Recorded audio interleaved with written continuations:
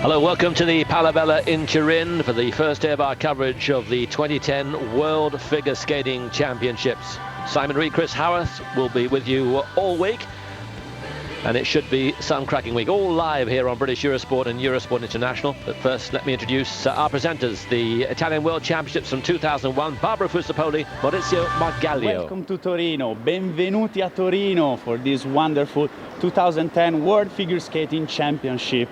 I'm Maurizio Margaglio with Barbara Fusarpoli. We will be here during this beautiful World Championship following the Olympic Games in Vancouver 2010.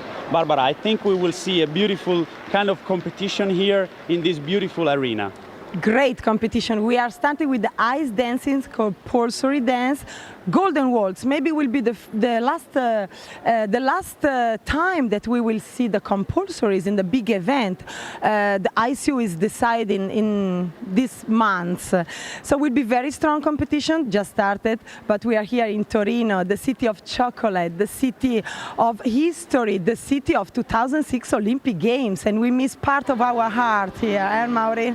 The public will be wonderful, and the public will be very happy to see all the skaters coming from the Olympic Games.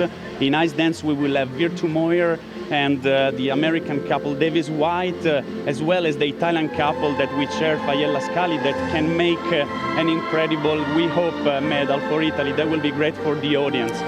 Then yes, we will have other competitions. Very strong for pairs, or maybe for the ladies. Very strong competition. Yuna Kim will be here, Mao Azada, and then Nagazu, and then Carolina Kozner. We hope she will be in the good shape, better than Vancouver.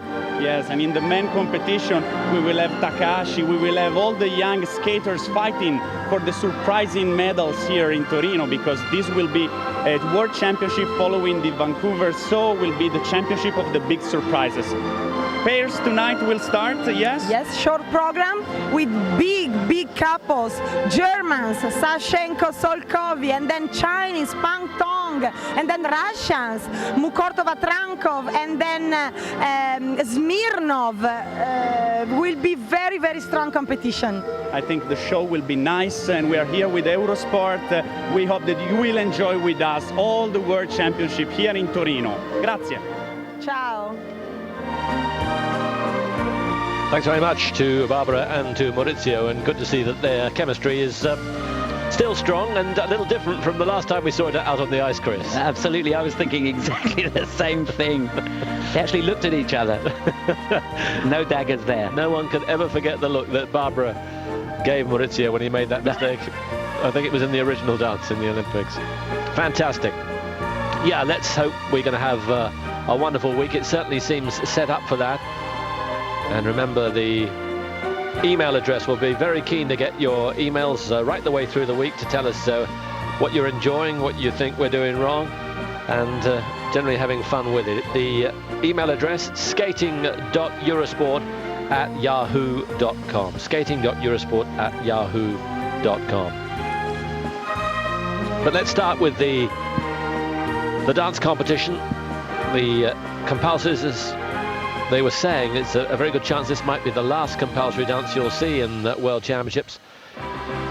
27 couples, and they're seeded into two groups, first and second half, and then the top 10 go in the last two groups. And wonderful news is that the top two from Vancouver are here. Merrill Davis and Charlie White, who were just pipped at the post by the Canadians Tessa Virtue and Scott Moir. They will go in the last two groups. It's all set for a terrific competition, Chris. It's yeah, really, really great. I'm so pleased that they're here, because it adds to the event, and you know, it's still going to be an interesting battle between those two, because Merrill and Charlie, they've won everything all season except the Olympics, and just wonder whether the tables will be turned here from Vancouver. We'll see. It's going to be an interesting spectacle, that is for sure, and more than likely the last time you'll see compulsory dances at a big event. So in the first group, couples from Turkey, from Australia, from Germany, and from France.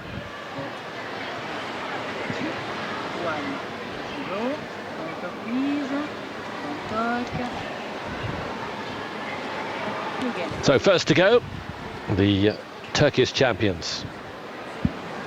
She's 22, he's 25 years of age. Remember, the Golden Waltz is the compulsory dance here. Ladies and gentlemen, the first couple representing Turkey. The first ice dancers to represent Turkey in the ISU competition. So a big day for Turkey, and let's see how their performers can produce. Jeanette Mates and Alba Uka.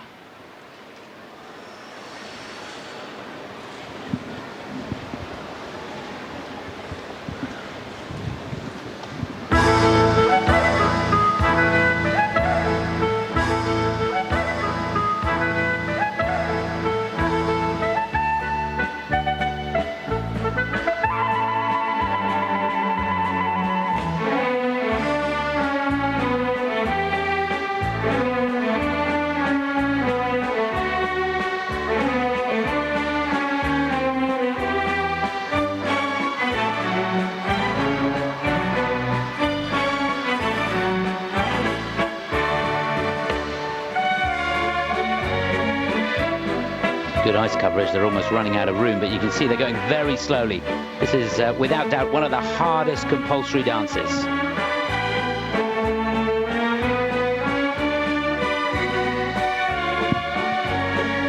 Less than 47 steps in this.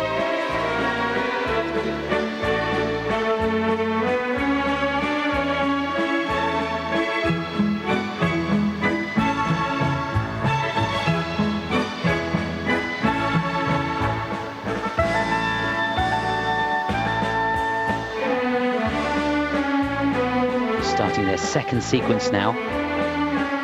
All the couples will perform 2 sequences of this dance.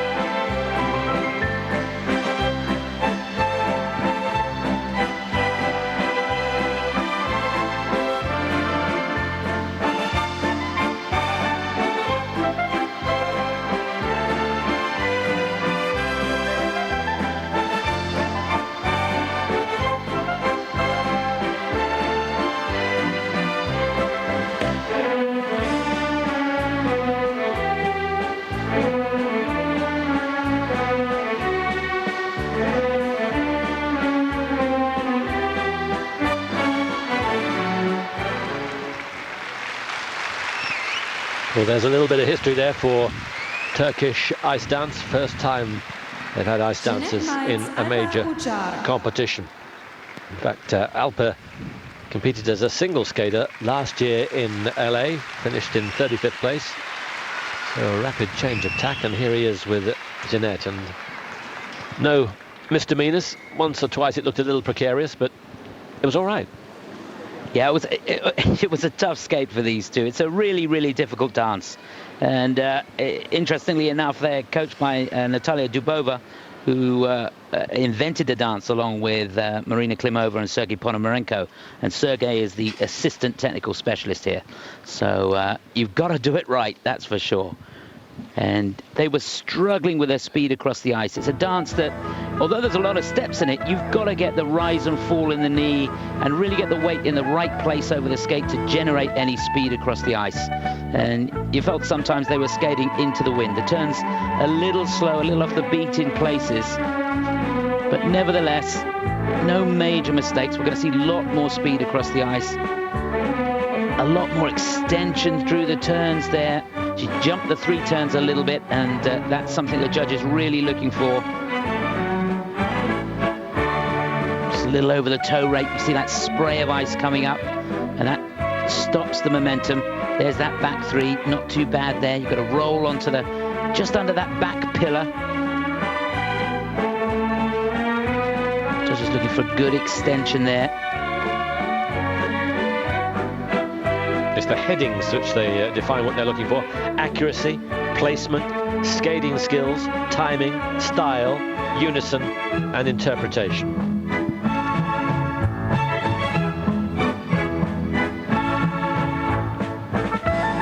Yeah, It's all about experience for these two. And they're not going to benefit so much from the performance itself. Where they're going to gain is from the practice sessions, just getting out there and skating with the best skaters in the world. It really helps them to up their game and appreciate exactly what they've got to do and the work they've got to put in back home. Same when you come over here and commentate with me, it just ups your game just a little bit. Absolutely. Just a bit more of it would rub off, but there you go. Yes. So technical score and then the presentation component score, and added together 17.36. Obviously their big aim, if they can, is to qualify for the free dance on Friday, with their scores from the compulsory and original added together. It's unlikely, to be brutally honest. Now the couple from Australia didn't compete in the Olympics but were 25th last year. National champions for the last 3 years in Australia, where ice dance is not at the forefront of sporting endeavour. But they've done well. From Sydney, Danielle O'Brien and Gregory Merriman with their Golden Waltz.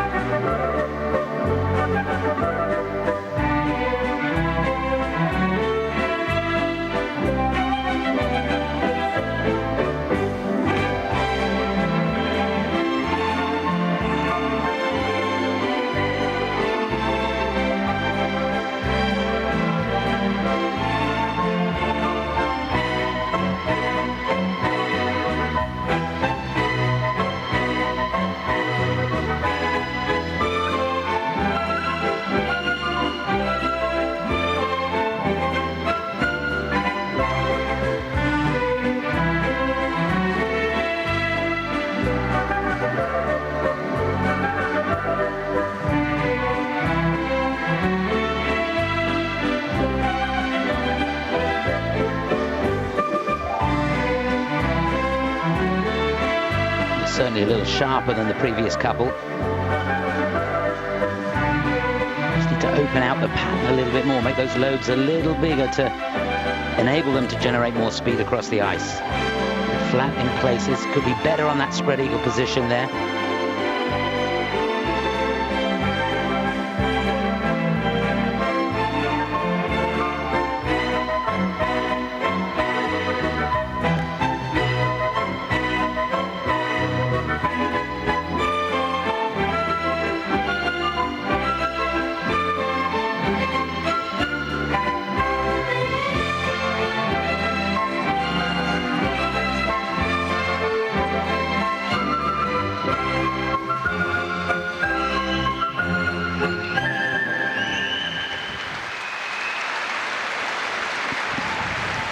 Well, it's been a progression right the way through their careers. They've been dancing together for a decade. First time they came on the major scene was in 2004, 2005.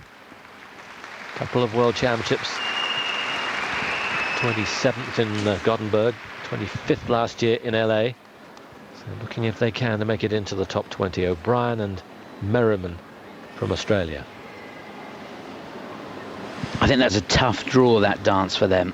Although they did well to keep their upper half of the body nice and straight throughout most of that compulsory dance there. It's tough because she's quite a bit shorter than him, which doesn't help his posture and position throughout that. Another couple that have really got to let the skates run, work harder with the edges throughout the dance to generate the speed. Although there's a lot of steps, there's not much opportunity to generate speed unless you really get your weight over the correct part of the skate. Just looking at these slow-mos here, you can see the extension could be a little bit better there. Inside threes, you've got to come up in the knee to create that lightness on the turn, but not so much that the blade leaves the ice or you get a scraping of the turn. They're a little bit over the toe on those quick turns there. Nice and tight, close together throughout that. Of course, the closer you are, the more difficult it is.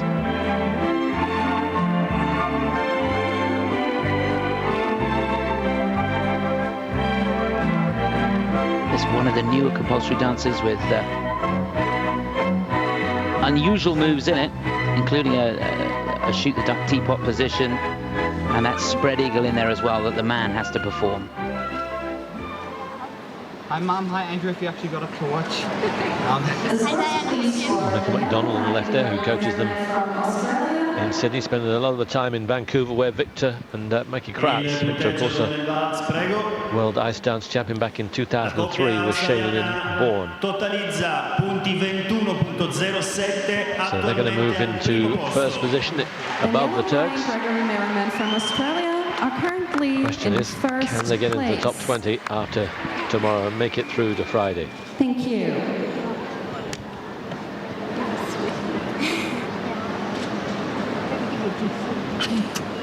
Oh my God. E adesso a voi la coppia a rappresentare la Germania. Now the Next couple to skate from representing Germany, Carolina Herrmann, Daniel Herrmann. runners-up in the German nationals. To France for training now with Muriel Zazui, who's done so well. This is Carolina Herrmann, along with her brother Daniel, skating together for 13 years.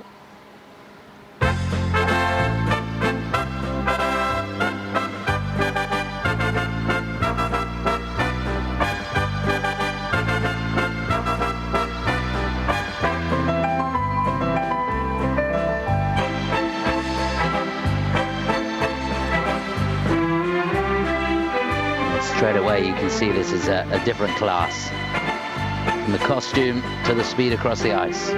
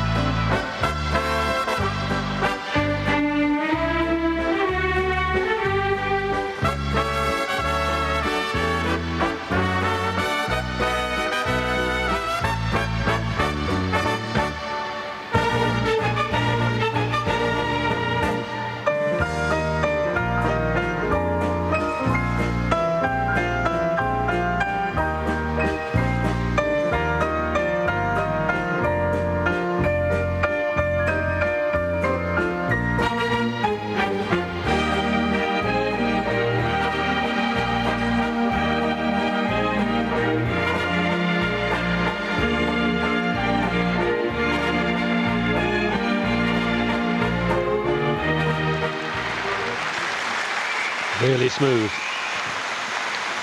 Carolina and Daniel Herrmann from Wuppertal in Germany. 17th last year in the world, so looking to move up from that They've only really been in the From Germany, major Karolina category Herrmann, worldwide in the Daniel last 2 Herrmann. years, so this is a good improvement from these two. Yeah, I've got to say that when they came out, I thought they started superbly. I don't know if it's because of the standard of the two performances that we've seen so far. But unfortunately, the downside of it was that the first third, each sequence is split into 3 sections for the judges to mark. And I thought their first third on the first sequence was very, very good indeed. They seemed to come out and really, really attack it. Then on the second section, which is a tough section to keep the speed and momentum going, they seemed to back off, and then it all got a little bit nervy for me, which was a shame, because they did seem to come out with all guns blazing on this. And unfortunately, the first section is the one that's got the lowest base mark to it. But all credit to them. That's a sign of what they're capable of. I'm sure Martin Skotnicki will be going through it with them. You see, nice and crisp through the turns, a little over the front of the skate. Just got to really let those skates run, and it's so difficult when you're trying to turn so quickly and tight with each other. Difficult turns here. The man has to stay absolutely solid on that right forward outside edge while the girl turns around him, and he did that really, really well. And this is the section where they struggled to get speed just before the spread eagle. Martin Skotnicki alongside, who took the Duchenes to a gold medal in World Championships in 1991. 19 years ago. Seems incredible. So they're comfortably in the lead. 21.08 was the score to get to beat the Aussies O'Brien and Merriman. So you can see comfortably there. Thank you.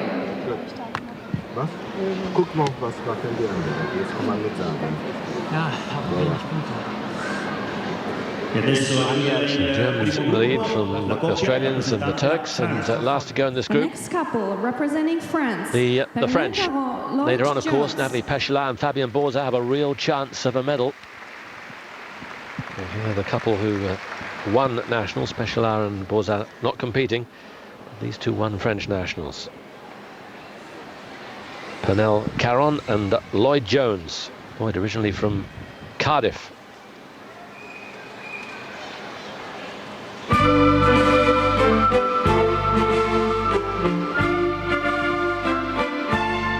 Couple who teamed up in the spring of last year. So this is a big test.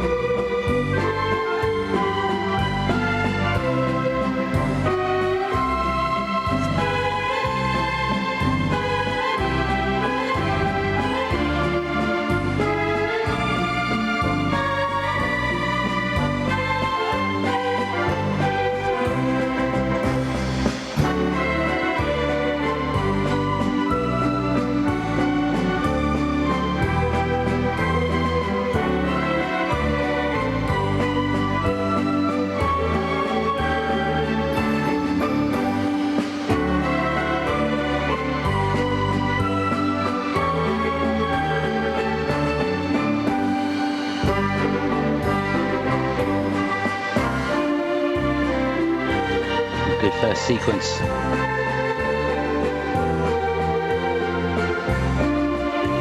And these two really, really use their knees to generate speed well throughout the dance.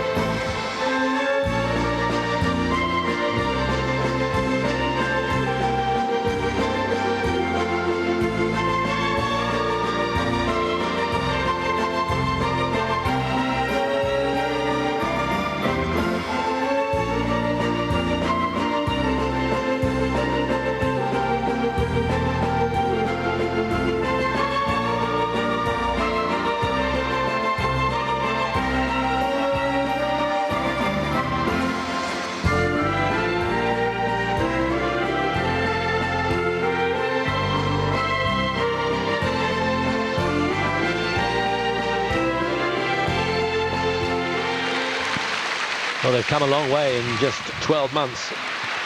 Remember, just 12 months ago, she skated with Matthew Just and got to 9th place in the World Championships. So it was a bit of a blow when they split up.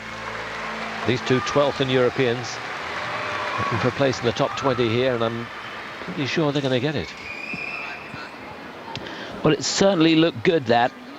I think Penel skated that really, really well. I don't know if Lloyd was a little nervous there, because there are the odd occasion where he wasn't as clean and as crisp as he could have done picking the foot up. But nevertheless, a very, very good effort. They've got a good flow. They look great out there, actually. They do. What got me was the disparity in height. I mean, there's 21 centimeters, and yet the lines were really good. They were very good. I think he's got a great look out there, and the chemistry between them works well. Nice and solid through those fast turns there, and they generated a lot of speed very, very quickly. He could just be a little bit crisper with some of the turns, but that's going to come, and it's difficult with a new partnership. It'll take us a couple of seasons for them to really get into their own, and particularly with a dance like this, where everything is so tight. And even under the slow-mo there, the super slow-mo, the unison looking good.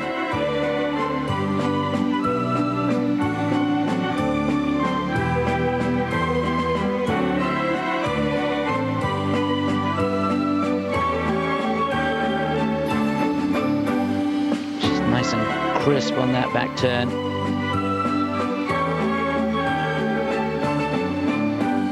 You see him working the edge there, that right forward inside edge to generate speed. We're going to see bigger patterns than what they did, but at this stage of the game, I think they skated that really, really well. Zazui from Hajana, who trained them in Lyon, to beat 26-36. And they've gone well clear of that. It's got better and better. And every chance they're going to be in the top 20 by Friday. Still the original dance to come, but they've got a very good chance of making it through. And they've done themselves no harm at all. And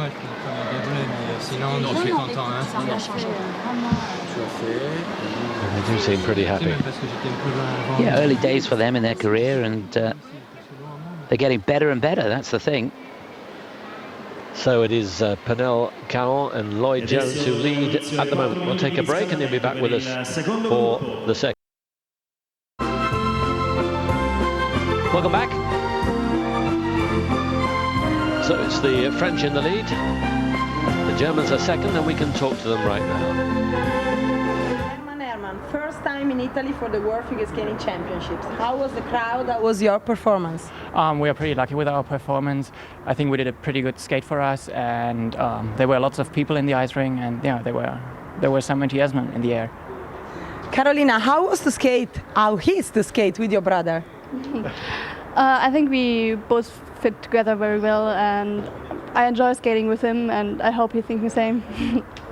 So very good. Good luck for the next competition, and we'll see you soon. Thanks, Barbara. So Carolina and Daniel Herman in second place. And in this group, we've got couples from Austria, from the Czech Republic, from China, and the couple in picture now from Denmark, Kathleen Good and Nikolai Sorensen.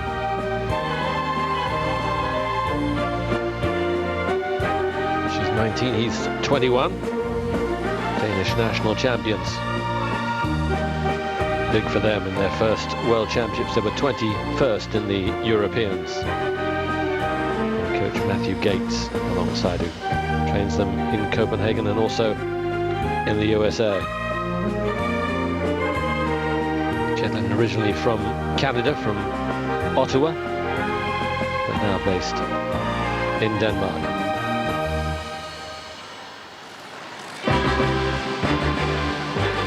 Again, thanks for all the emails that you've been giving us. And one or two of you talking about the scheduling and the changes. And sometimes we can't see the award ceremonies. It is frustrating for us as well, but obviously there are other sports and sometimes they take priority, but we'll do our best to give you the award ceremonies from these World Championships. It wasn't possible, I know, in the Olympics, and I know that frustrated a lot of you. Martinez and Sean have emailed us from London with that point. Thank you. Well, you should look forward to a great week because we're back-to-back, wall-to-wall figure skating all week pretty much. So the Austrians go first, then the Czechs, then the Chinese, Yu and Wang, and then Good and Sorensen from Denmark.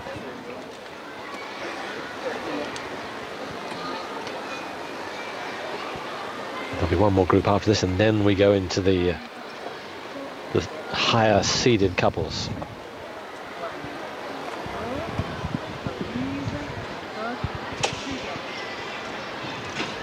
So another Welsh person here. This is Kira Gale, who is teamed up in Austria here with Dmitry Matsyuk, 17th in the Europeans in Tallinn. Their first World Championships together.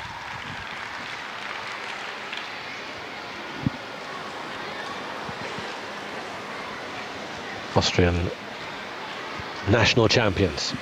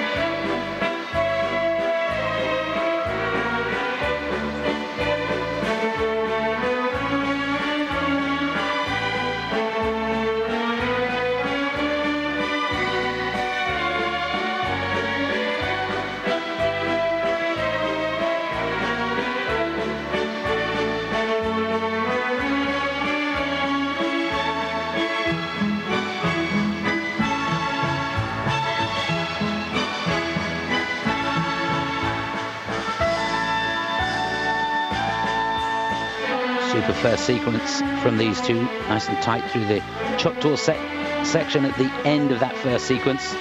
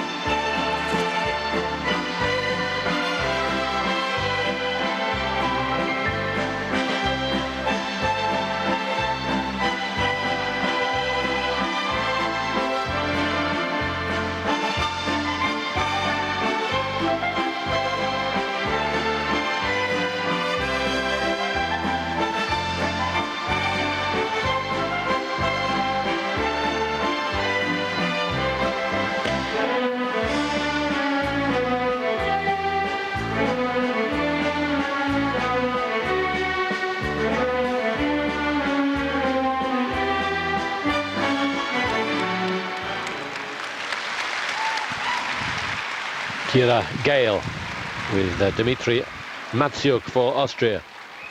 Kira is Dmitry's third partner in his career. He started in July of last year when Barbara Silner retired from competitive skating. He got as high as 21st in the Worlds a couple of years ago. So let's see if they can make it through to the free dance on Friday. It's probably going to be touch and go. Yeah, it's certainly going to be tough, and yeah, I'm not sure it's going to be sorted out here. You get a feel for how things are going to go, but this really is a tough compulsory dance, there's no doubt about it. And I thought over the first section these two did really well on both sequences. A little bit far apart on the end of section 2 and the start of section 3, which is right in front of the judges. And then that Killian hold through the open choctaws at the end of the sequence. Just, the judges are looking for you to really be able to keep that Killian hold tight. And it just looked a little weak in places for me. But apart from that, a really good effort. And you have to keep the upper half of the body strong and those holds strong to be able to get the correct edges on the turns as well. See how far over on the skate he is, really deep on that right forward inside edge. But boy oh boy, presentation-wise, these two really sold it well. Their personal best for the compulsory is 29.16, which would slot them in second place. I think it's going to be pretty close between these two and the Germans for second. Can't see it overtaking Carroll and Jones. 26.69. It is second place. They just got there by 0.3 of a mark, so good for them. I think they'll be pretty satisfied with the way they've started there. Thank you.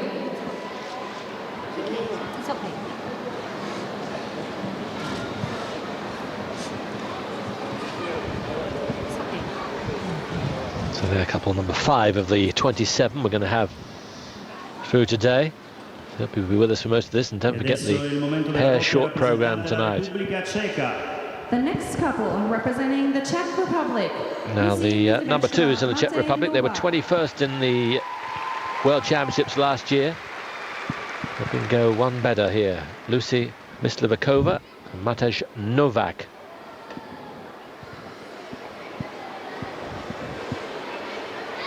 She broke her elbow in an accident early in the year, missed most of this season, so it's been tricky.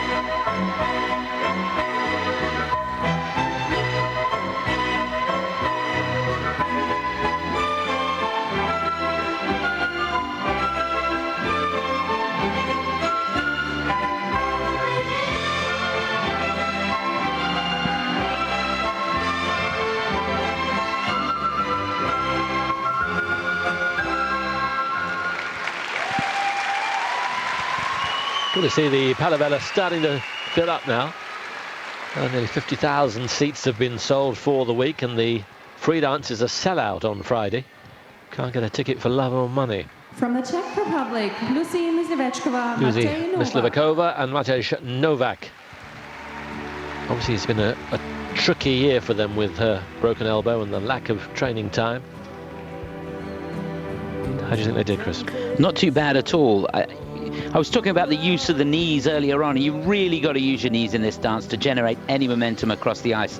The problem that these two had was their rise and fall in the knee isn't very soft, so the whole dance started to look a little ragged and a bit bouncy for me. Could have been a little bit softer. He tends to let his hips go as well when he's struggling through the open Choctaw section at the end of the dance. Certainly at the end of the last sequence when he was a little bit tighter, his hips went back, and then the footwork wasn't quite as good as it could have been. But on the whole, very, very good indeed.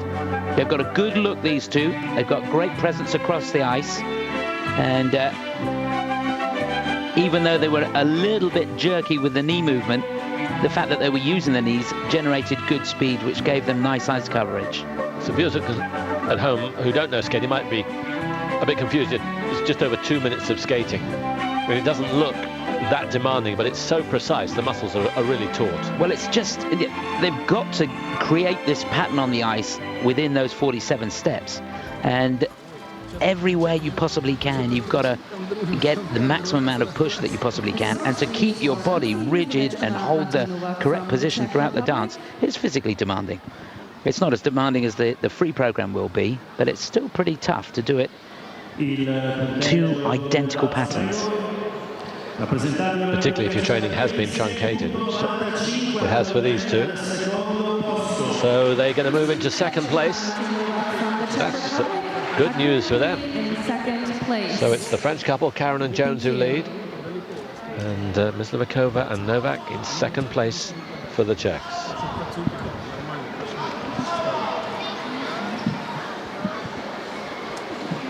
E adesso a voi la coppia rappresentante la Cina. Now, China have never done anything great in dance competitions. Let's see if these two can start to get something happening. 3 times the Chinese ice dance champions, Yu Zhaoyang and Wang Chen from Harbin.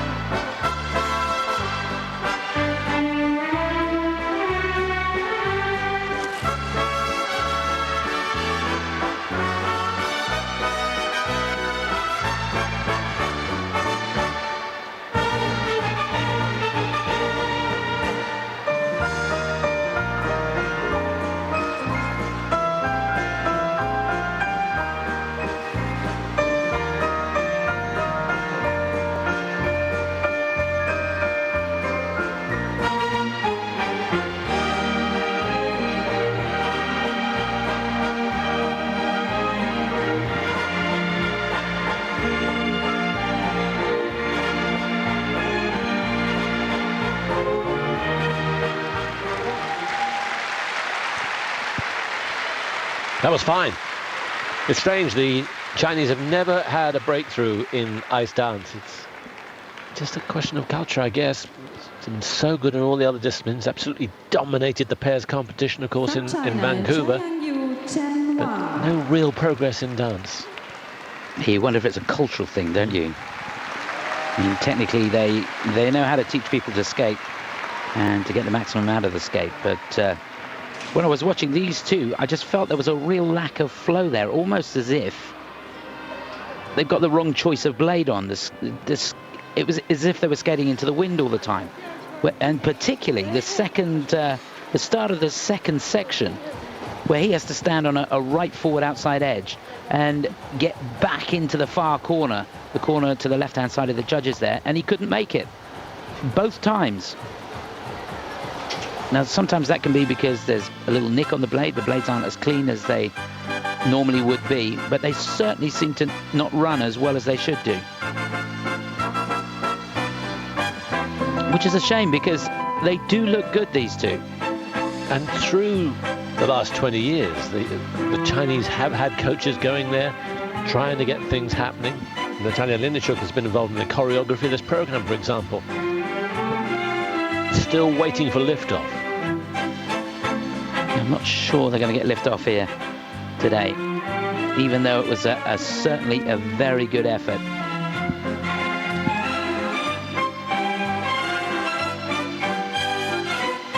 These two match well. See, she's got a lovely soft knee bend going through there, the bounce good, and he has a beautiful extension. They look good together, which is so important.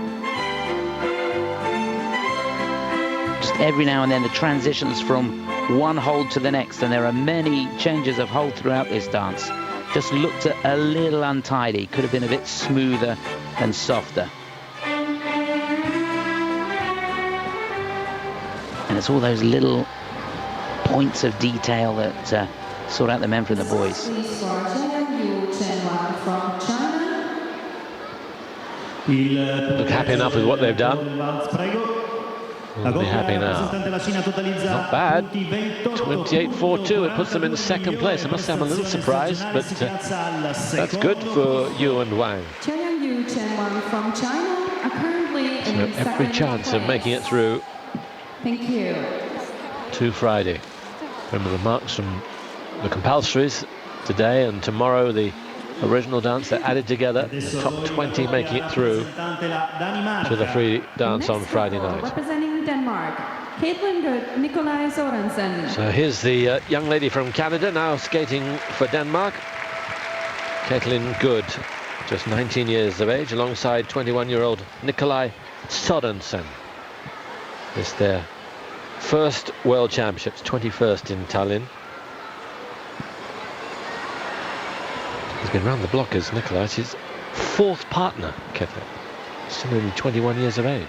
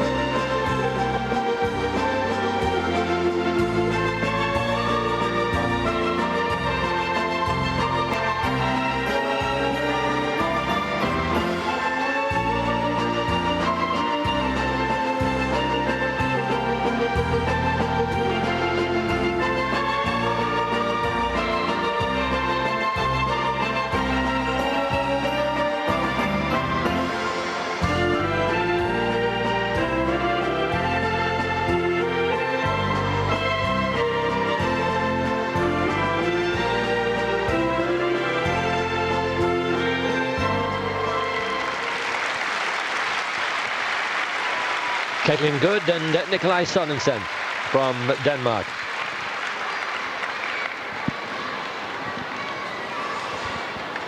Representing Denmark, Caitlin Good, Nikolai Sorensen. Denmark have made infrequent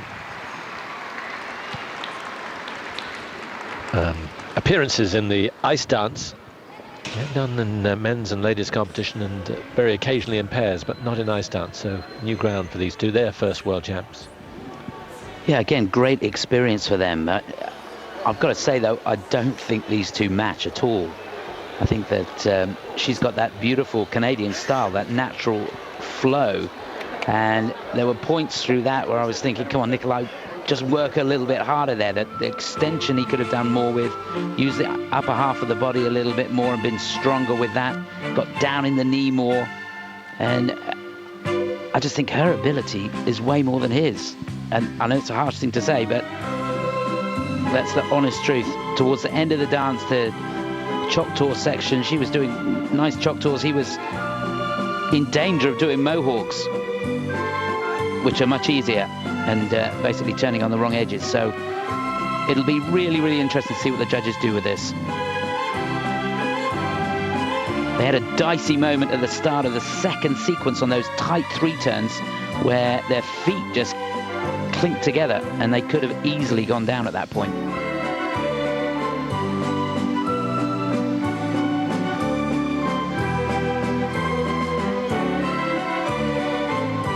You can see there could have been a bit of eye contact there with her. It's just going through the motions for me. It's the World Championships, and you feel like saying, come on, just give us a little bit more. He's concentrating on his own performance rather than the projection of the couple. Il punteggio Golden Waltz, prego. La coppia rappresentante della Danimarca totalizza 2-5-6, so they're going to really struggle. It's going to be 6th place,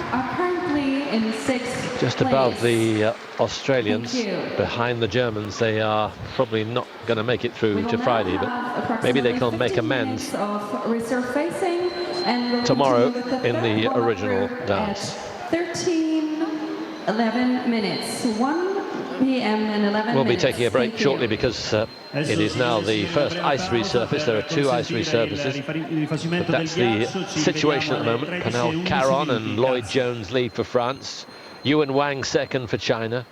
Myslivakova and Novak third for the Czech Republic in front of the Austrians. As I said, we'll take a break shortly, and plenty to entertain you. We've got an interview with Evgeni Platov, former Olympic gold medalist, of course. Platov, twice Olympic gold medalist in Olympic Games. One of my best friends in this world of figure skating championships. And listen, I just want to tell you thanks, because when I've been in your home in 2000 and I tried your medal, you gave me your medals, and I tried. Right after I start to won my best competition. So I want to tell you thank you very much. Oh, prego, my darling. Listen, Barbara was my favorite skater, and I tried to help, and I think I did. Yes, and my medals was lucky for you. With me and Maurizio. Excellent. Thank you very much. My pleasure. Thank you. So first question for you is, in this World Figure Skating Championships, can be the last time that we will see the compulsory dances. At this time will be Golden Waltz, but maybe will be the last compulsory in a big event. Which is your opinion about this? We're gonna definitely miss compulsories, because we were doing this, and you and I, for many, many years, and we love it. Maybe not many people from the stands from all over the world understand what we were doing, but it's all technique, and we're gonna miss it definitely. But I think whatever's ice you're doing, it will be for the best, because, you know, event will be shorter, it will be more exciting. Yes. I don't know, we don't know, we're hoping that will be a nice dance. We know it's some kind of combo dance with a little bit of compulsory. Yes. It's yes. like original This dance. is good idea. Yes. My personal opinion, I'm a creative person, and I like challenge. So whatever is a challenge, it's a new challenge for us. It's a new rules. If you see in a different sports, let's say Formula 1, every year they have different rules, different aerodynamics, different Right. diffusers. That's our different diffuser now. Yeah. We have to like just We have adjust to improve, it. we Yes, have to and change. what 5-6 years ago, new system IGS was introduced. we didn't like it in the first. Now I think we do because it's working we have well. yes, because we have criteria. Now everybody looking how's doing twizzles, how's the lift, is Yes. it good, you know? And people start going to create the nice programs around new system. So I don't think it's bad. I just wish that compulsory could be kept for juniors. You know, if we Yes. cancel and kill compulsory in juniors, that's not good. We have to learn how to do posture, how to Yes. do edges. Yes. If it's going to be killed, I'll be upset. If they keep for juniors, it's good.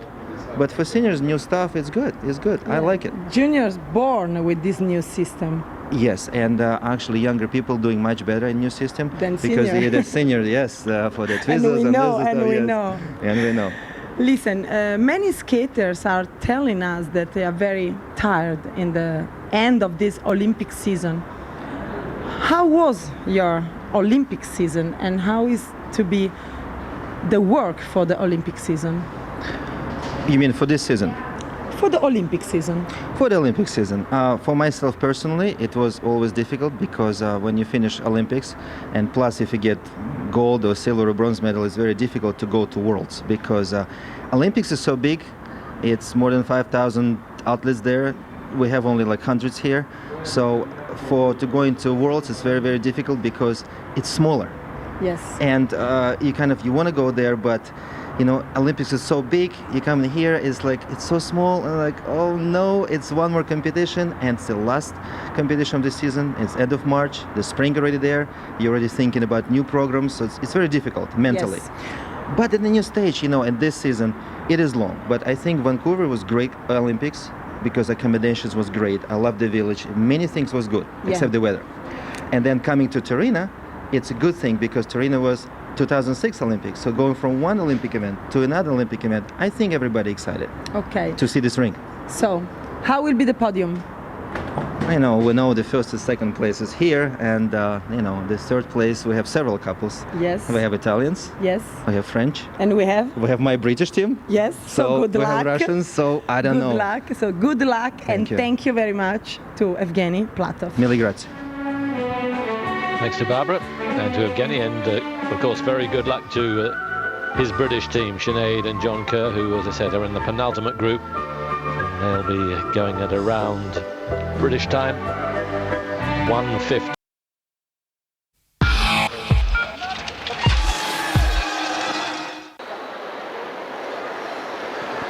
Welcome back. The warm-up is over for this third group. Skaters from Georgia, Hungary, Japan, Estonia and Great Britain. The British number twos, Christina Chipwood and Mark Hanretti.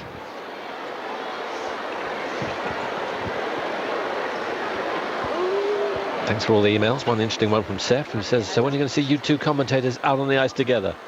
You wouldn't want to know, believe me. Chris is fine. We'll just leave it there. Be a sight for sore eyes, I think. I bags the lead. Apre il terzo gruppo la coppia rappresentante la Georgia. The next couple representing Georgia. So here we go then with the third group, and here's young Alison Reed. No relation, believe me. She's got the talent from Kalamazoo in the USA, and now skating for Georgia. We'll see her elder brother and sister later on, who are skating for Japan. More about that later on. They do have Japanese ancestry. But Alison has decided to skate for Georgia alongside Ota Jabaridze. We saw them in Vancouver, 22nd, 19th in the European Championships. Reed and Jabaridze with their Golden Waltz.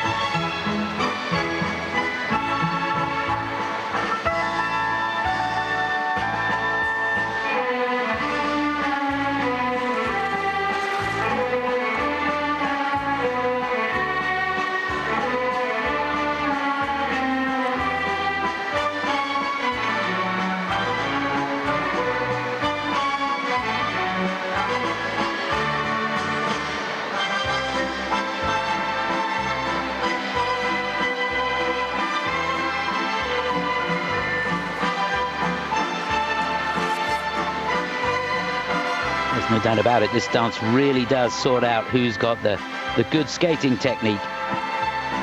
Yeah, Otto really struggling to maintain the momentum.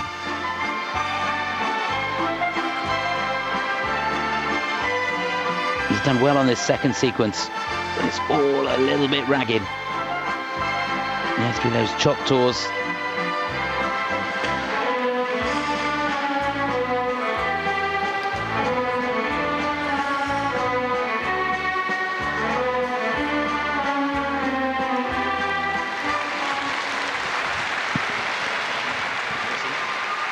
Alison Reed, Otar Jabaridze from Georgia.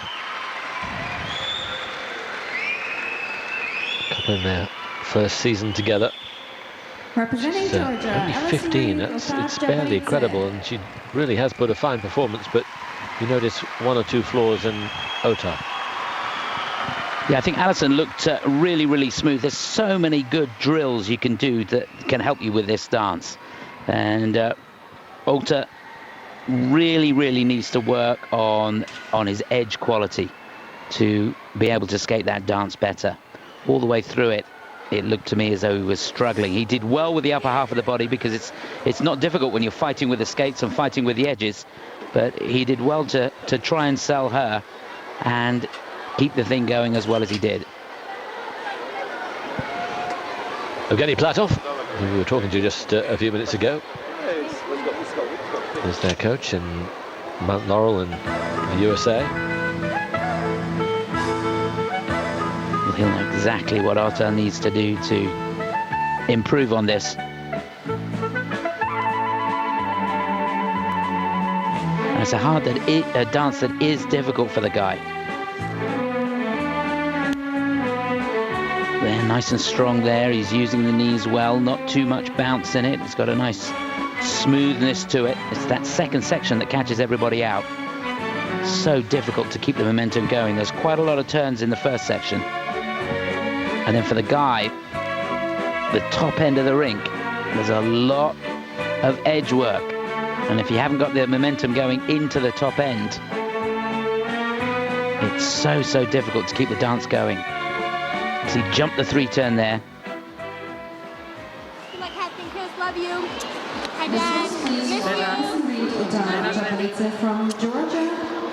So we'll be seeing her brother and sister in around 5-6 minutes time. 26:07. I think that's going to slot them in around 5th place. Alison Reed and Otar Jabaridze from Georgia are currently in 6th place. Yeah, 6 it is, just behind the Germans. Number 7 will drop after the original dance before the free.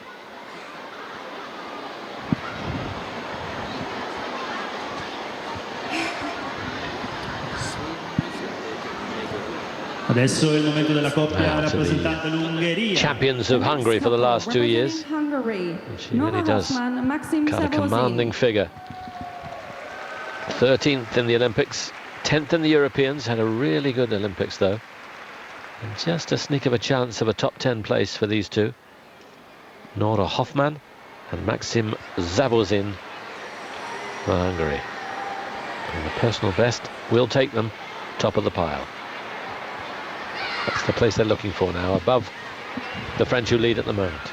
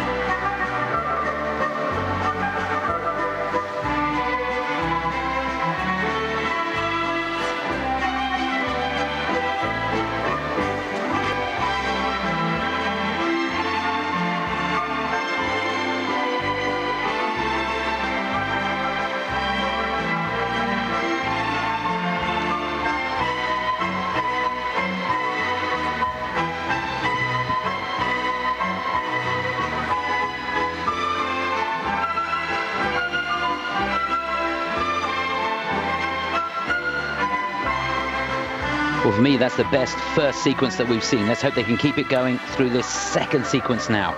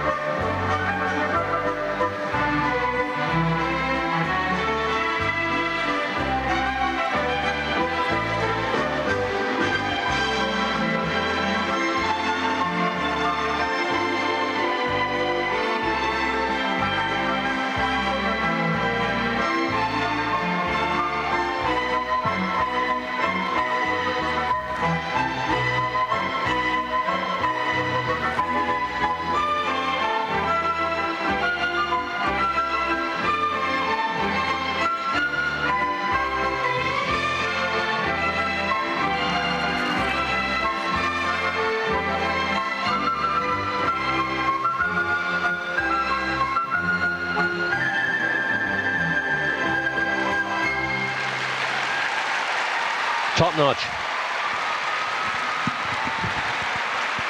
Two of the criteria we were talking about earlier on, the judges looking for here: accuracy and unison. And for me, no stone unturned. Everything beautifully finished off, right from the footwork all the way through to the dress. I love the dress that she's wearing. Yeah, the costume really, really working. And I think these two now are starting to get the chemistry. When they first came together, it was almost a little bit of a battle between the two of them. But there seems to be something going on now, and it looked much, much better. I tell you, the thing that really separates these two from anything that we've seen so far for me is the fact that they don't seem as though they're skating on the ice. They seem as though they're in the ice. The knee bend continues right down through the foot, the skate, and into the ice, which generates a great flow. I know my coach always used to say to me, imagine you're skating on a bit of cheese, so you're really at one with the ice rather than just skating above it. It was rather smelly cheese, though. Smelly cheese, yes, you didn't want to get too close to it. But that's the feeling you're looking for, you know. And my coach, David Clements, if you're watching, my thoughts are with you. Sorry to hear about your mum.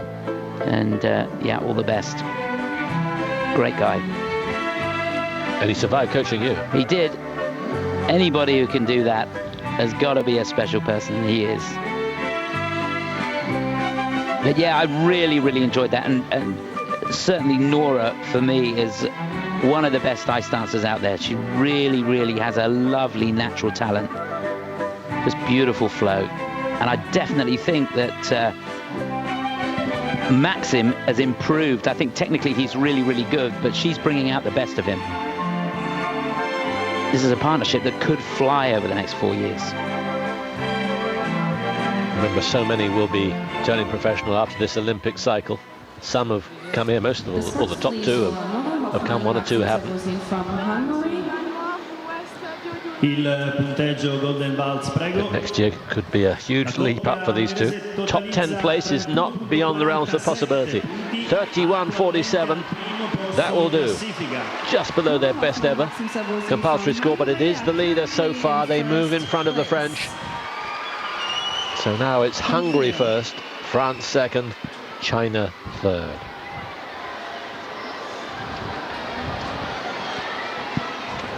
Now to the Japanese national champions, the brother and sister from Kalamazoo. They do have a Japanese mother, father American. Won the US novice title back in 2006 and then decided that Japan was where they wanted to skate, or skate the country they wanted to skate for. And they've done well. 17th in the Olympics, 16th last year in LA. Nikolai Morozov, there he is their coach. Kathy and Chris Reed for Japan.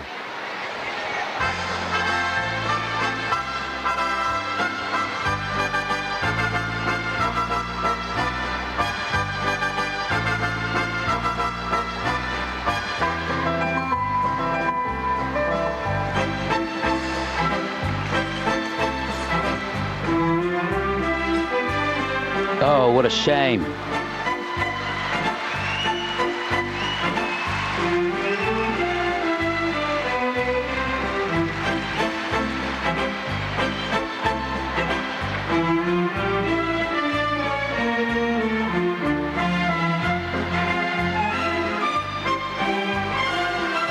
Good that they've got back into this.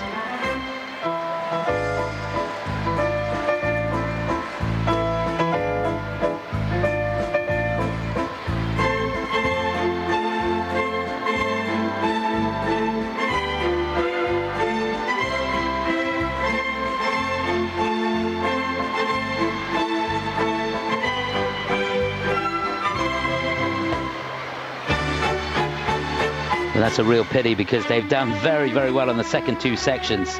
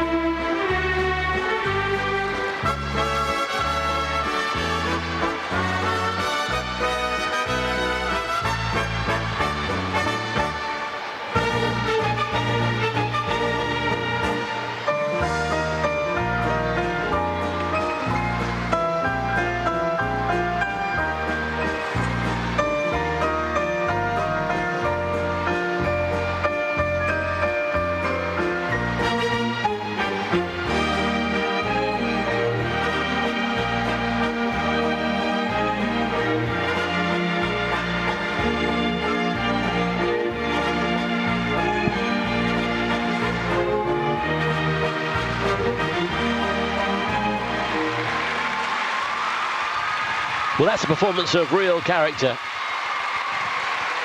Because if you come in halfway through that, you'd never have known the disaster in the first sequence. It's a tribute to the mental toughness that they have and how deeply ingrained the routine is that they came in and carried on as if nothing had happened. But plenty had. Yeah, I think you hit the nail on the head there, Simon. I think it was a performance of real character because going into the second sequence and going into that back twizzle, her heart must have been in her mouth after what happened on the first sequence there. And all credit to Chris as well. He got up and he got the momentum going, and they got back into the second and third section of that first sequence and did it really, really well. She's struggling to keep it all together now. Such a disappointment. Just to put it into perspective, the twizzle, which catches a lot of people out, it's a fast turn. You're turning from forwards to backwards, backwards to forwards. And throughout that turn, you have to very subtly move your weight backwards and forwards on the skate. So when you're turning from forwards to backwards, you're a little bit further forwards on the skate than you are when you're turning from backwards to forwards.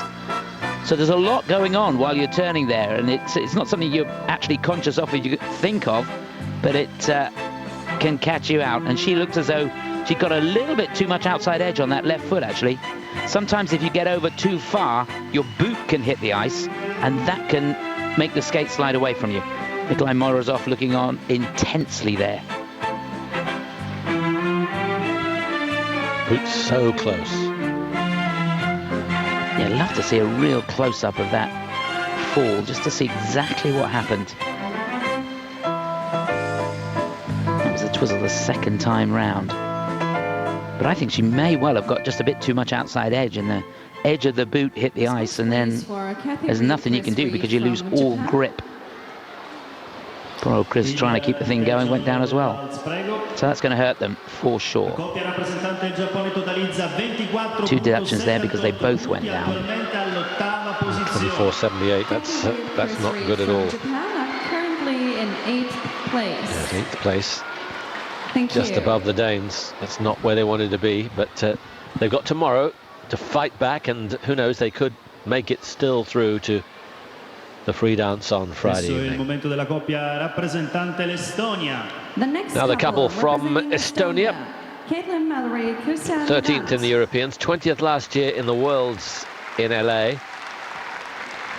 Couple who skate in Estonia, in Tallinn, of course the host city for this year's Europeans, and also in the States, Canton. This is Caitlin Mallory and Christian Rand.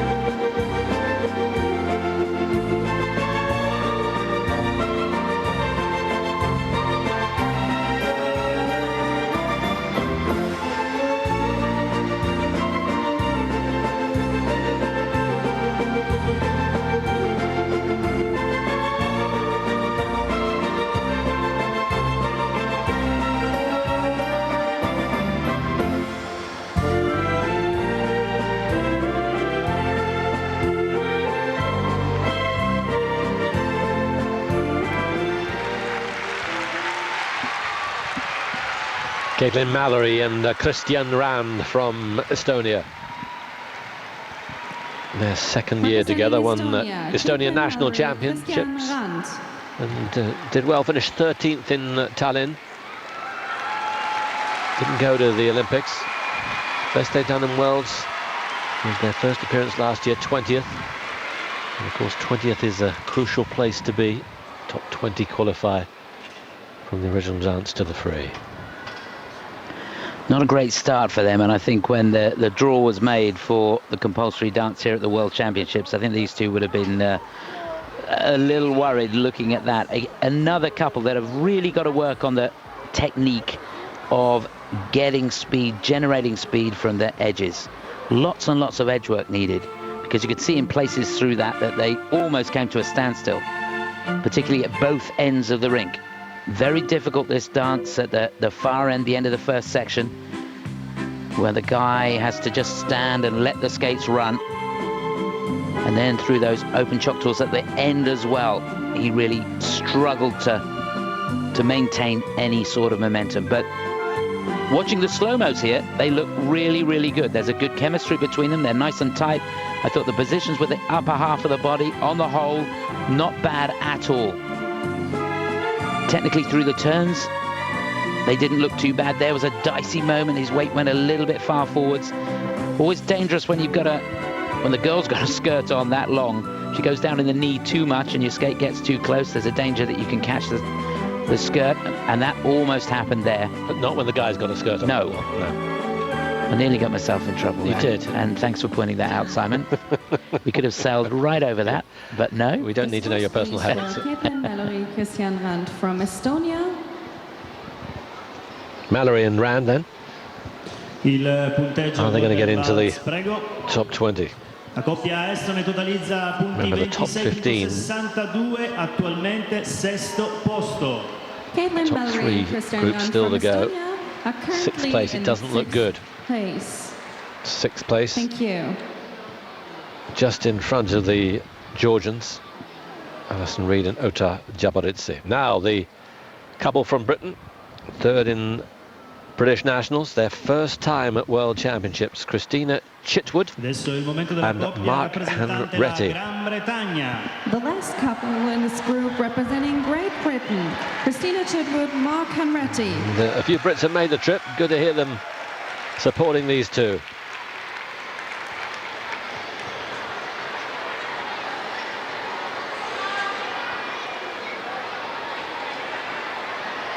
From Sheffield, Chitwood and Henretti.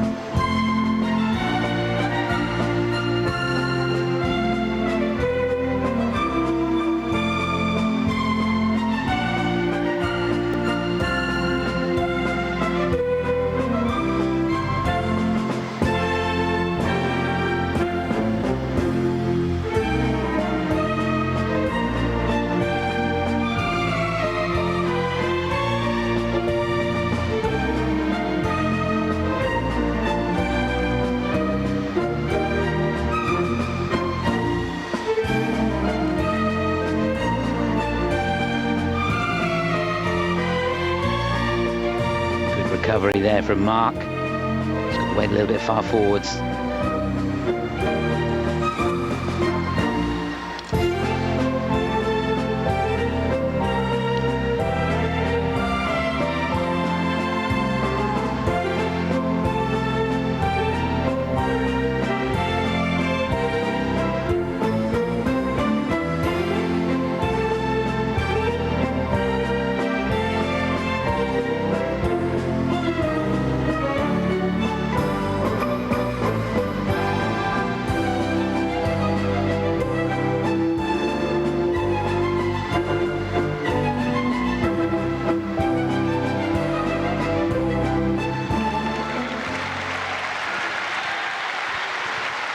Not bad at all. These two have been together now 4 years. There's a strong British contingent here, but allowed to come into the World Championships, of course, because the Kerrs did so well. So two allowed for Worlds. First time on the world stage for these two, Christina Chitwood and Mark Henretti. Yeah, real shame that second sequence. I thought on the first one, although a little bit of a tussle here and there, wasn't too bad. Second sequence up at the top end, the end of the first section. Mark just got his weight a little far forward and had to make a quick adjustment.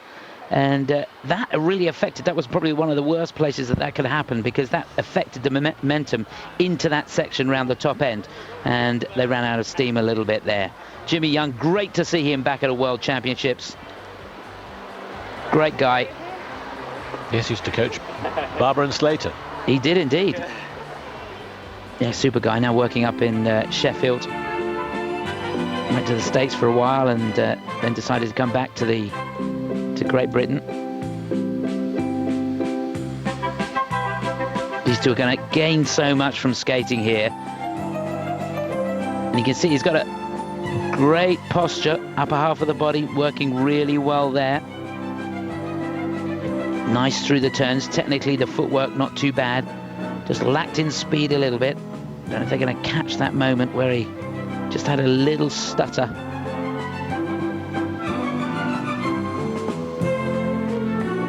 And there you can see just how far the skaters are getting over on the edges, right almost onto the boot. Christina, 20 years of age, Mark 25, and 2 days ago they had their birthday.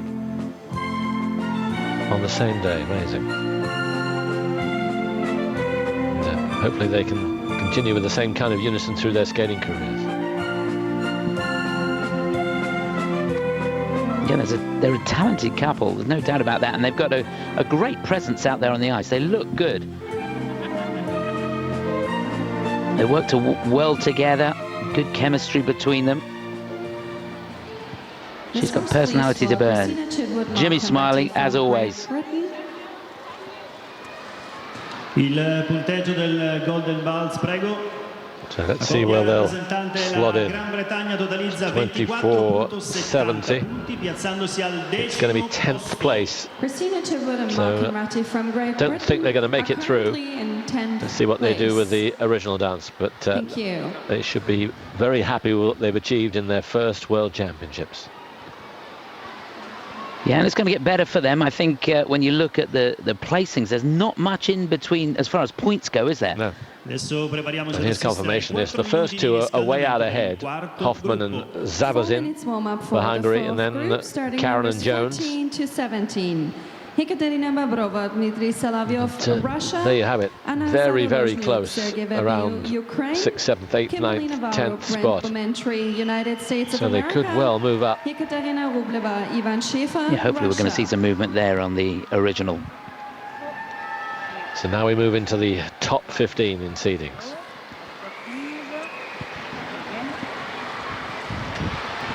The top 10 have been seeded into the last two groups, but these are the top 15 so far, seeded from all their performances this year. So it's Hoffman and the Zabinin who lead for Hungary, and we can talk to them now ringside. Nora and Maxime. Olympic season, it's always long season. How do you feel? You feel tired? Well, a little bit tired, but very excited. This is the last competition of the season, so we gathered all of our energy for it, and hopefully it will pay off. And you miss your last World for your injured. So, which is your goal for this World? To finish it. Actually, I didn't skate through a whole competition. I didn't skate through a whole competition since Turin 4 years ago, because I always had something happen, broken leg for my old partner or sicknesses or something. So we're really excited this season. We already finished 2 competitions and it's going to be the 3rd one here. So we're really excited about it. So this is very good. So good luck for original dance and free program. Thank Bye. you. Bye. So they're the leaders.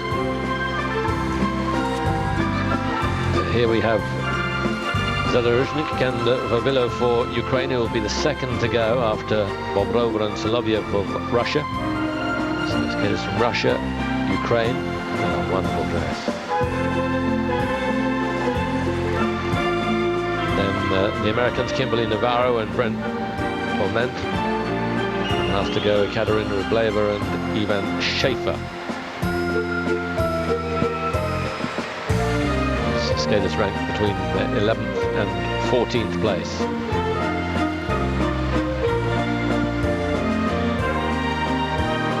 are the Americans.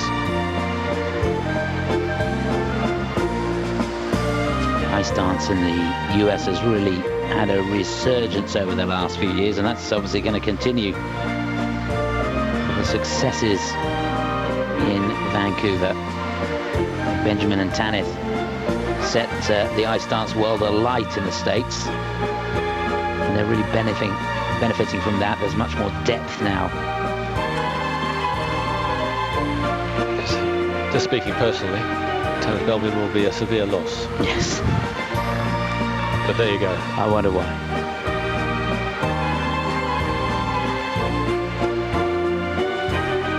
Last to go in this group, Katerina Rubleva and Ivan Schaefer. 15th in the World Championships a couple of years ago. Didn't compete in Worlds last year. 3rd in Russian Nationals.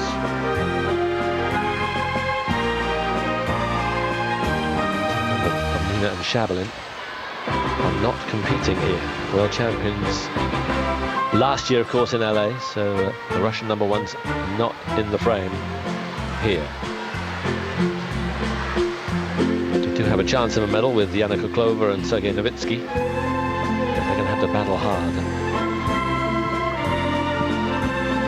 Yeah, that 3rd place medal, there's really a battle for 1st and 2nd, isn't there? Yeah. Between the Canadians and the Americans, and then that 3rd place, in all likelihood, will go to the Italians, but it's not a foregone conclusion. Couples, this concludes your warm-up. Would you please clear the ice? I'm Thank going you. to stick my neck on the line here. I think it's going to be Merrill and Charlie 1st, Tessa and Scott 2nd, and Federica and Massimo 3rd. Wow. As you saw that free dance from Tessa and Scott, the Canadians that won Olympics, to think that they might be beaten, that is some neck on the line. Well, I just think that there's very little between them, and they've been beaten all season with the same programs. And I just think that maybe the tables will turn here, but we'll see.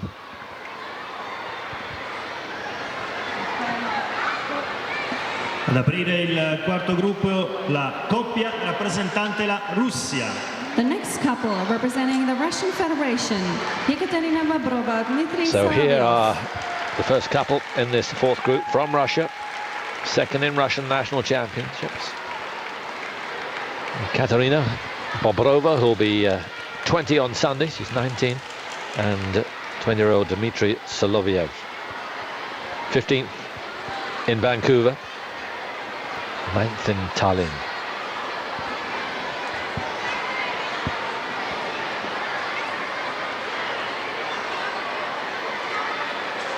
I can imagine there's an awful lot of pressure on these two, you know, from the Russian Federation. They need to perform well, and they need to have some teams up there.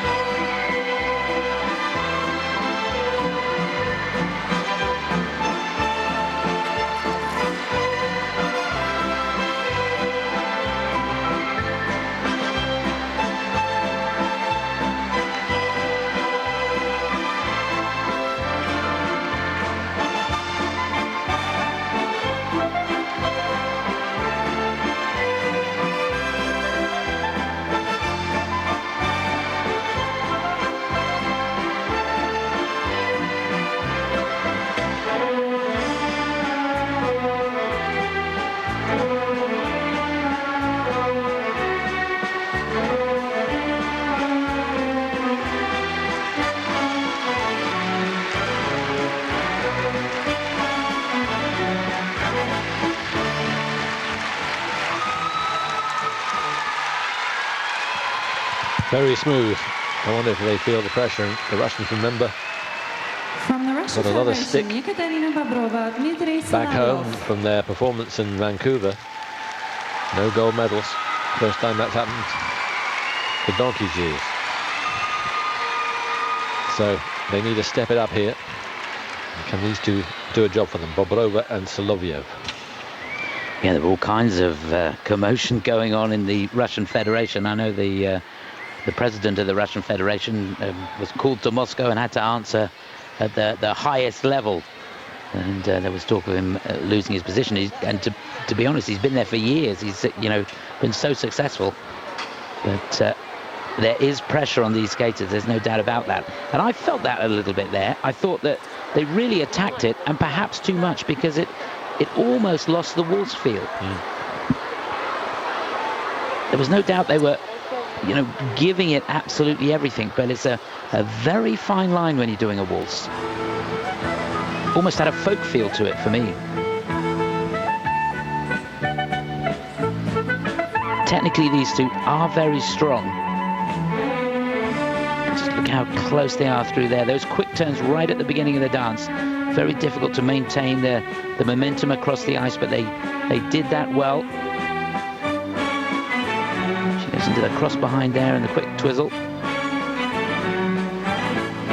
He sold her well. Lacks a little bit of personality, I feel.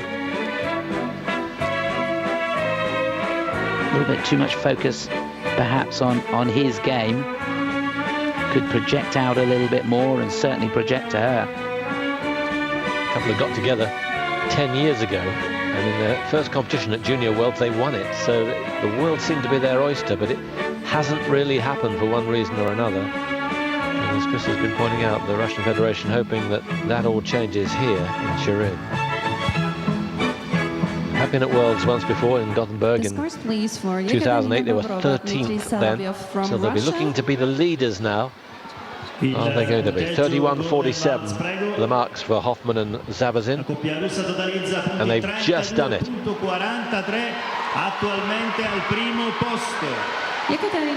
Not sure about that, but on seeding, they've got there. Bobrova and Solovyev lead for Russia. Thank you. I think they're lucky. I'll leave it there. Yeah. Now to the couple who finished one place behind them in Vancouver. Next couple representing the Ukraine. From the Ukraine. Sergei. Both of them are 25 years of age, from Odessa on the Black Sea. This is Anna Zadrozhnyuk and Sergei Verbilo. Their 5th World Championships. 15th their best in LA last year.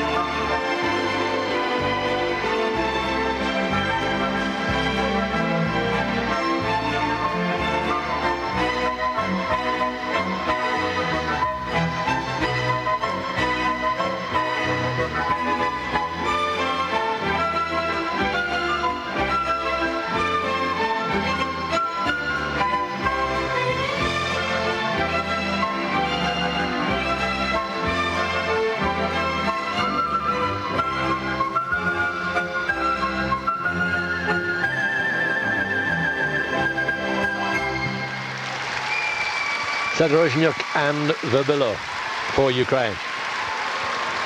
I know this is not going to come as any surprise to you, Chris, but for most of the 2 minutes there, I was concentrating on how, on the dress, which I love, and was it going to hinder her in her performance, which it didn't seem to. So full marks for the dress, and pretty much full marks for these two as well. Yeah, I thought it was nearly very, very good. I just felt that he could have given it a little bit more. There's places where they could have got down into the knee a little bit more, just got a bit more pressure on the edge. It was almost as if they were holding back a little bit, which is a real shame, because there's so much to admire. They look great out there. I mean, there's a lot of work gone into that dress, and the combination between the two, there is a chemistry there. They work well together. The look was fantastic, I thought. Just wish they'd given a bit more, because I think there's real potential there.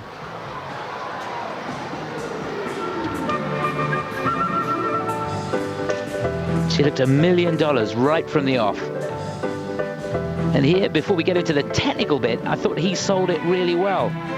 But it is difficult. I can't stress enough how difficult this dance is, and to keep that posture, keep your hips underneath you and your back as straight as you can, and get the momentum is so difficult.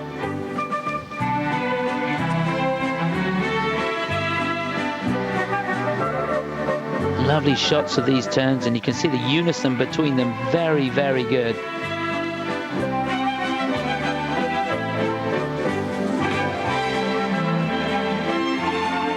Super tight through there. The hold's good. I thought they kept the Killian position not too bad through the open Choctaw section at the end of the dance.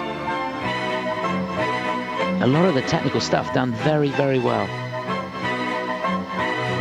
They related to each other well. Yeah. The scores, please, for Anna Zadorozhnyk, Sergei Verbilo. The leading score so far, 32-43 from Obrova and Soloviev. La coppia ucraina totalizza punti 31.66. That'll be second place for these two. Anna Zadorozhnyk, Sergei Verbilo from the They'll be a little disappointed. I think they'll be hoping to be in first place right now. And, thank you. They're a little surprised. It is second. Adesso è il momento della coppia rappresentante gli Stati Uniti d'America. Now to the couple who weren't at the Olympics, but Belbin and Augusto have gone from the competitive ranks. So a good chance for these two, who were 4th in US Nationals. They have been in Worlds before, 12th in Gothenburg a couple of years ago. Kimberly Navarro and Brent Beaument.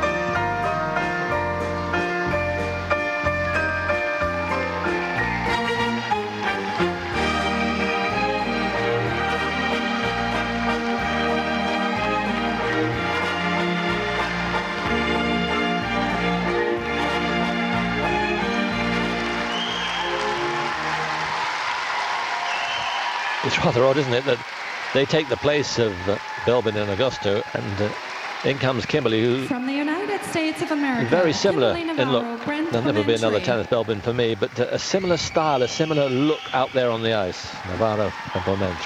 Yeah, the Americans have got a style all of their own, haven't they? It's a very tight, very tidy footwork, very precise, lovely extension, pointed toes. Very nice to watch. I really enjoyed that. I think they've got to work on the momentum, but I really enjoyed the way they skated the program. I tell you what, I was on some of those close-ups, you could see he had tape around the top of the boot, and I think that was to keep the laces. The laces might be a bit long or something, but it looked as though on his left foot, I think it was, the tape disappeared, and I really hope that there's no tape out on the ice there, because you can't skate over it. If somebody catches that, they'll be gone. But really tidy footwork, feet nice and close together on the turns.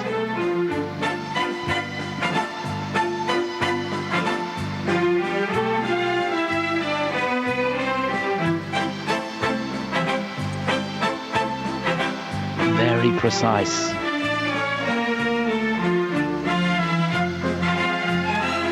So this is a huge leap up for them.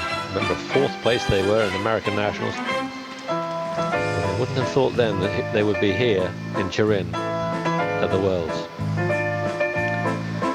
It's a really good look from these two. I think the outfits set the tone really nicely. Love his jacket and the tailoring of that.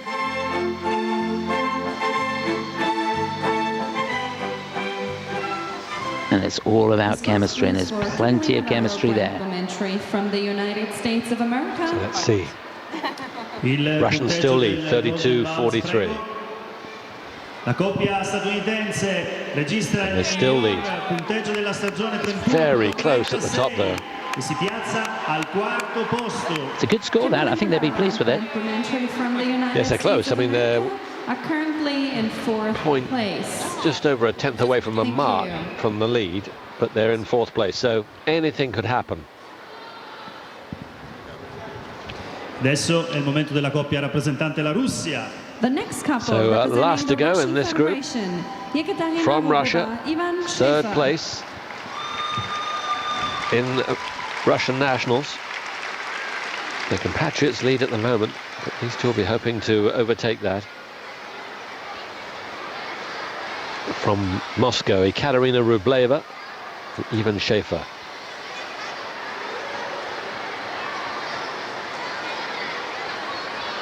We've skated together for 16 years.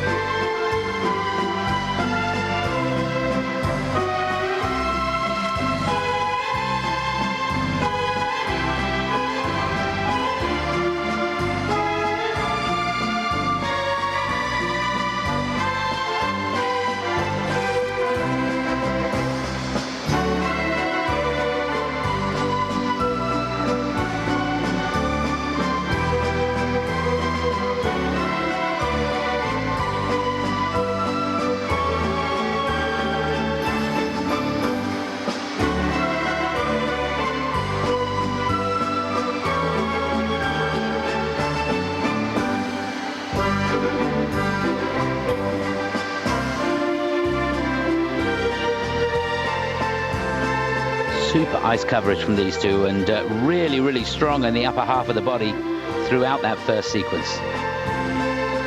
Continues in the same vein.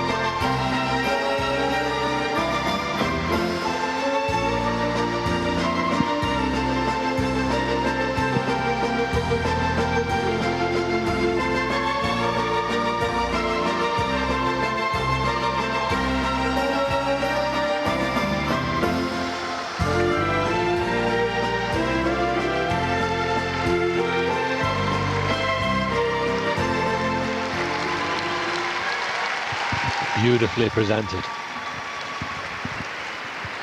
So there's every chance that with 2 groups to go, the Russians will have first and second. In which order? Well, for me, Chris, I prefer these two.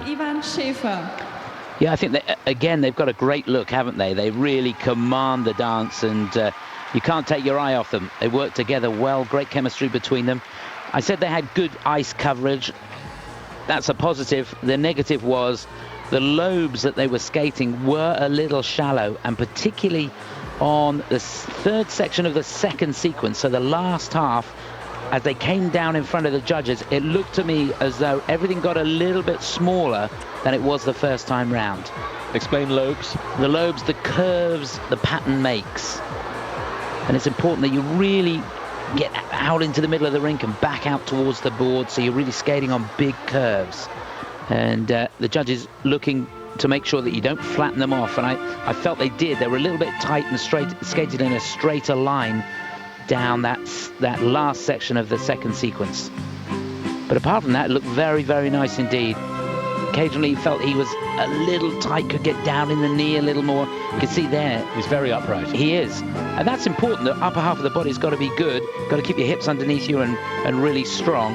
And she has a very deep knee bend, and occasionally, particularly when they're in Killian hold, he has to drop the right-hand side, and the whole look of the thing goes off. Yes, I guess it's a difficult balance between upright, which is what you want, and stiff, which is what you don't. Yeah, absolutely, yeah. You've got to get down in the knees, and it's so difficult with your hips underneath you and your back straight to generate momentum from that position. You've got to be very strong and really have your weight in the right part of the skate. And if you get it right, it's a great feeling, because the skate will fly. Russian Federation. Il punteggio del Golden Waltz, prego. Now, let's see. It's not good. Considering how many are around the 31 mark, that's going to drop them into 6th place. Yep. Are currently in 6th But again, place. we've said it before, it's so close around that mark, and they've got plenty of chances to move up. And I think they should. Yeah, I think there's going to be all sorts of changes there. I think they really suffered from that 2nd sequence. I don't think it was as good as the first one. They could have emulated what they did the first time round. I think the situation could have been different for them.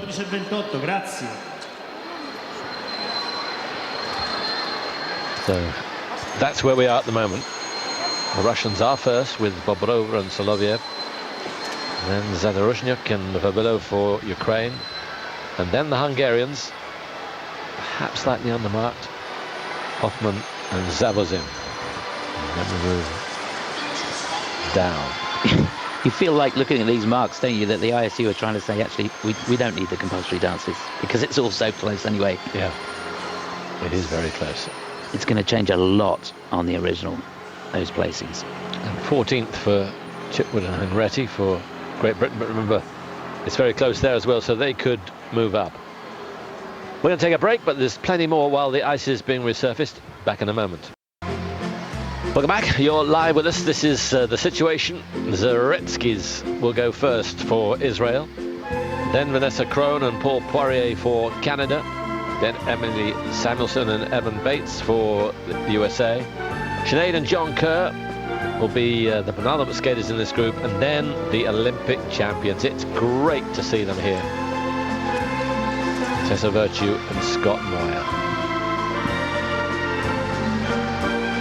Yeah, all credit to them. Bronze medalist last year in the World Championships. And to be honest, they must be absolutely exhausted. Zaretsky's finished 10th in the Olympics. In fact, they had a great Olympics, didn't they? They skated really, really well.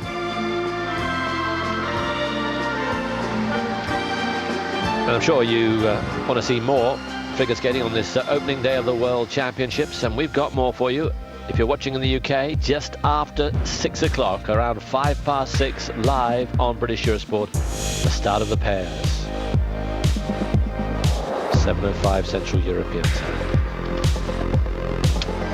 In picture, the Canadians, Vanessa Krohn and Paul Poirier, two teenagers, immensely talented, and What an act they have to follow. With the Canadian number ones winning Olympic gold, but these two can skate.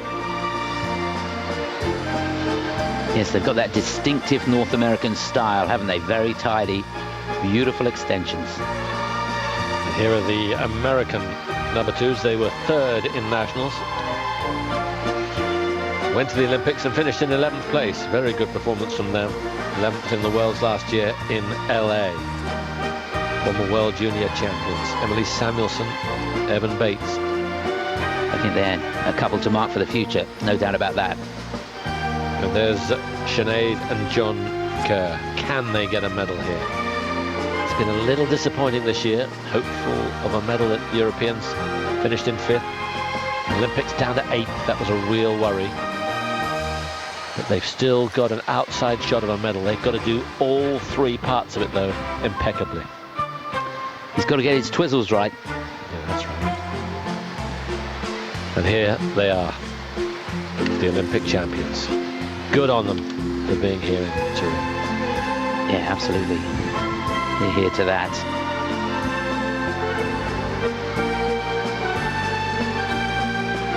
And you just feel they're going to really nail this dance. I think this really suits their style of skating. Technically, they're so good. They're going to make it look effortless compared to anything we've seen so far. Never felt the pressure, did you, in Vancouver? They must have felt some pressure, but it never looked like it. The shots of them before they took to the ice, it was as if it was a training session, very focused, but no sign of tension. And if they can do that here, well, they could be even better. It should be a breeze for them. I think they're so well trained. So it'll be the Israelis to go first, then the Canadians, then the Americans, then Sinead and John, and finally Tessa and Scott for Canada.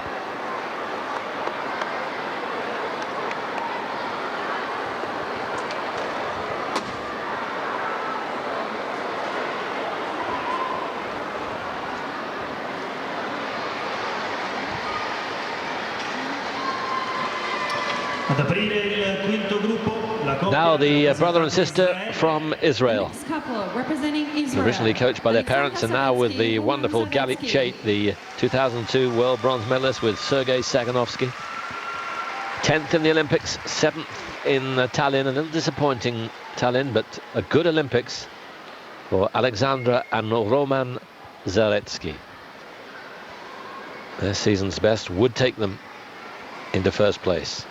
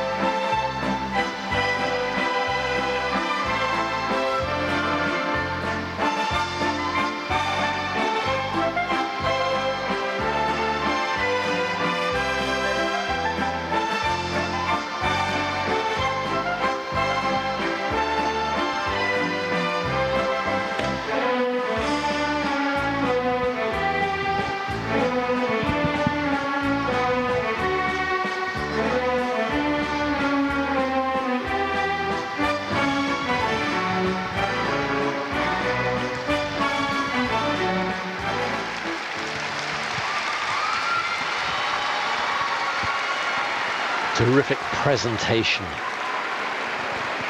from these two. Really projected well. A real joy of brother skating with sister and vice versa, and it can't be that easy. But they managed it really well. Yeah, super presentation throughout that. Lacked a little bit of speed in places, but we've seen that from quite a lot of the skaters. It's so difficult to maintain the speed. A little bit of a question mark on the Choctaws at the end of the last sequence. I thought in the first sequence they did it pretty well. She seemed to be not quite on the outside edges on those open Choctaws on that last sequence, but apart from that it looked nice and tight, nice and tidy. Footwork very precise. There's Galicet. Bronze medalist 8 years ago. Straight away the expression, right out there, right to the back of the hall. Yeah, that's so important to really project as much as you possibly can. It's a big stage, this, and unless the movements and the projection is large, it doesn't come across at all.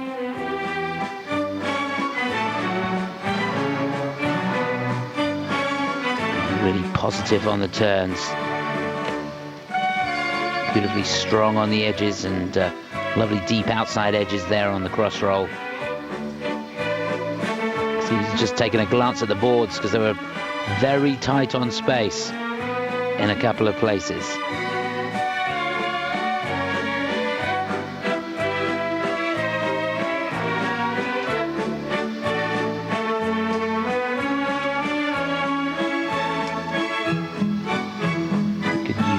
Through that,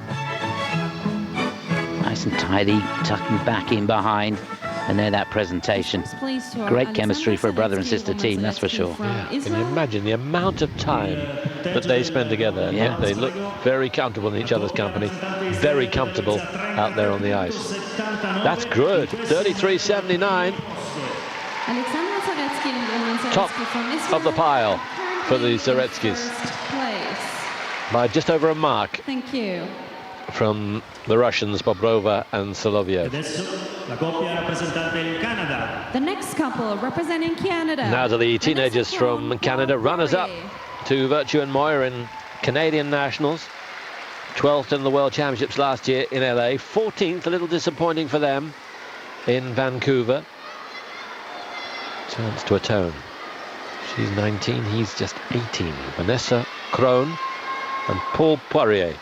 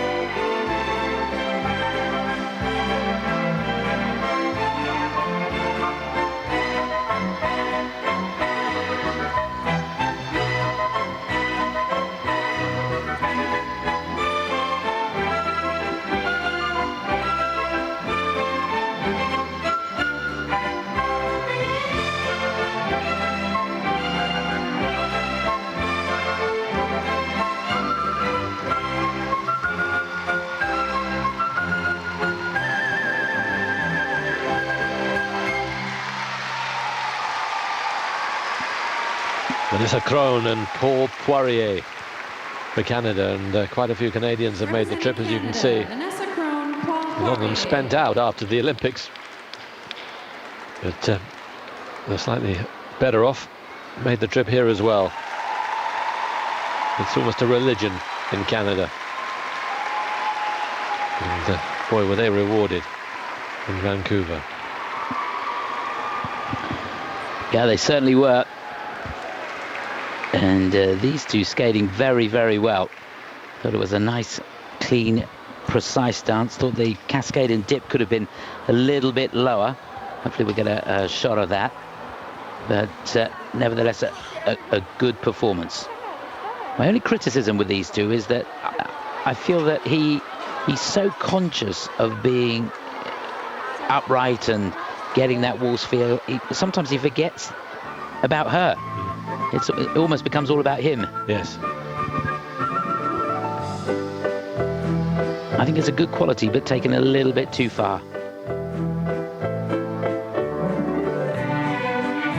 Because it is all about working in unison, and it's a team effort, this.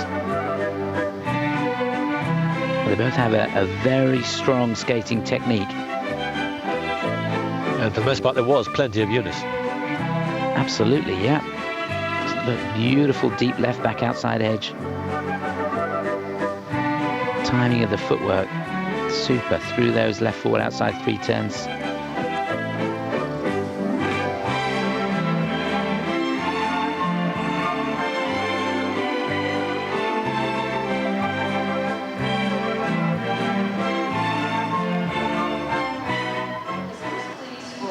Really working the knees all the way through that. Il punteggio Golden Waltz 33.32 per la coppia canadese. Very good. Just missing out on first place. The Zaretsky's are safe.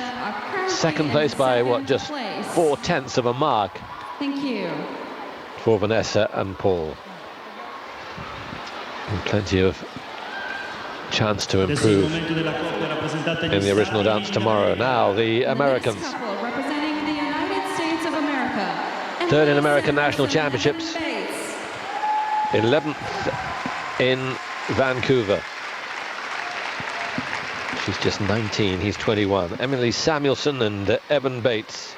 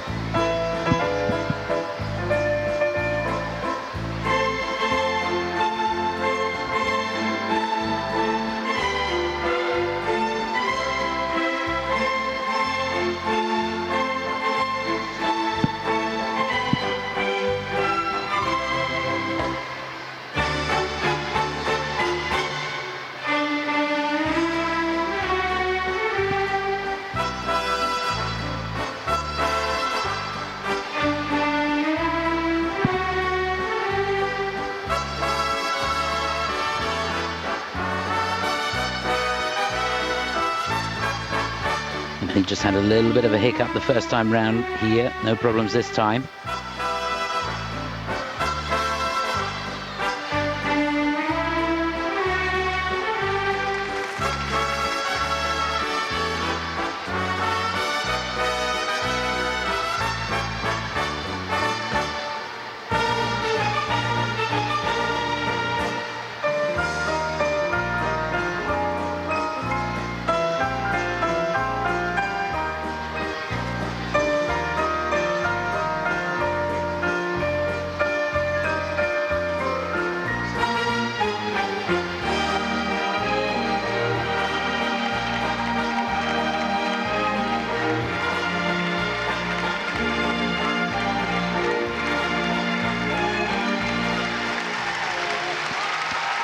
Well, in football parlance, that was really a game of two halves.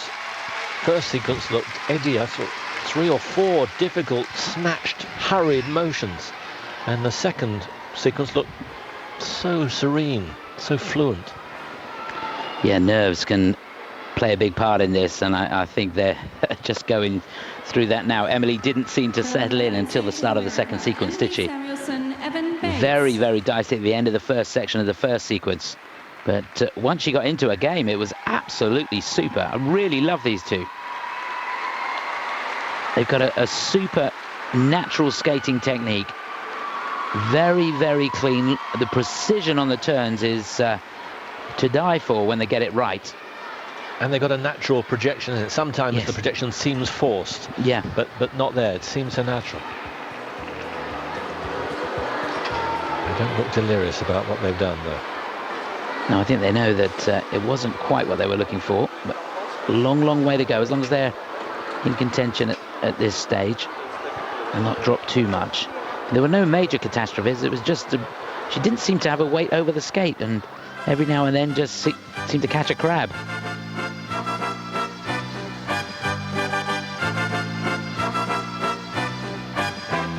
He's got such a great posture, yet still looks relaxed. He's got the balance right. Very easy smile.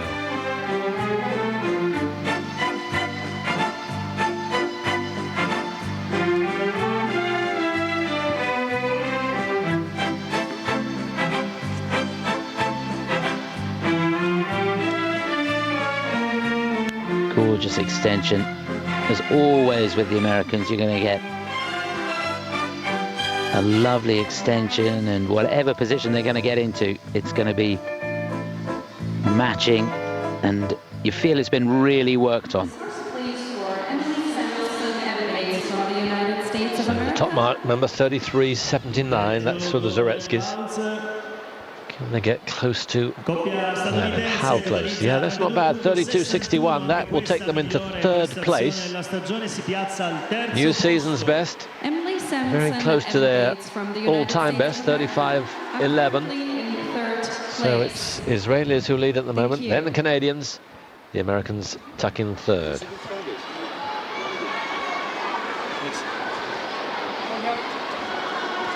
Evgeni Platov looks on. If the Brits are to get a medal here on Friday, they have to be the leaders after this group, apart from the Canadians who are next to go. So they want to go straight into the lead right now. 8th in Vancouver, 5th in Tallinn. The best they've done in Worlds so far, last year in LA when they were 7th. Looking for a quantum leap up. In Scotland, and now very much from the USA, where they do the bulk of their skating. Sinead and John Kerr.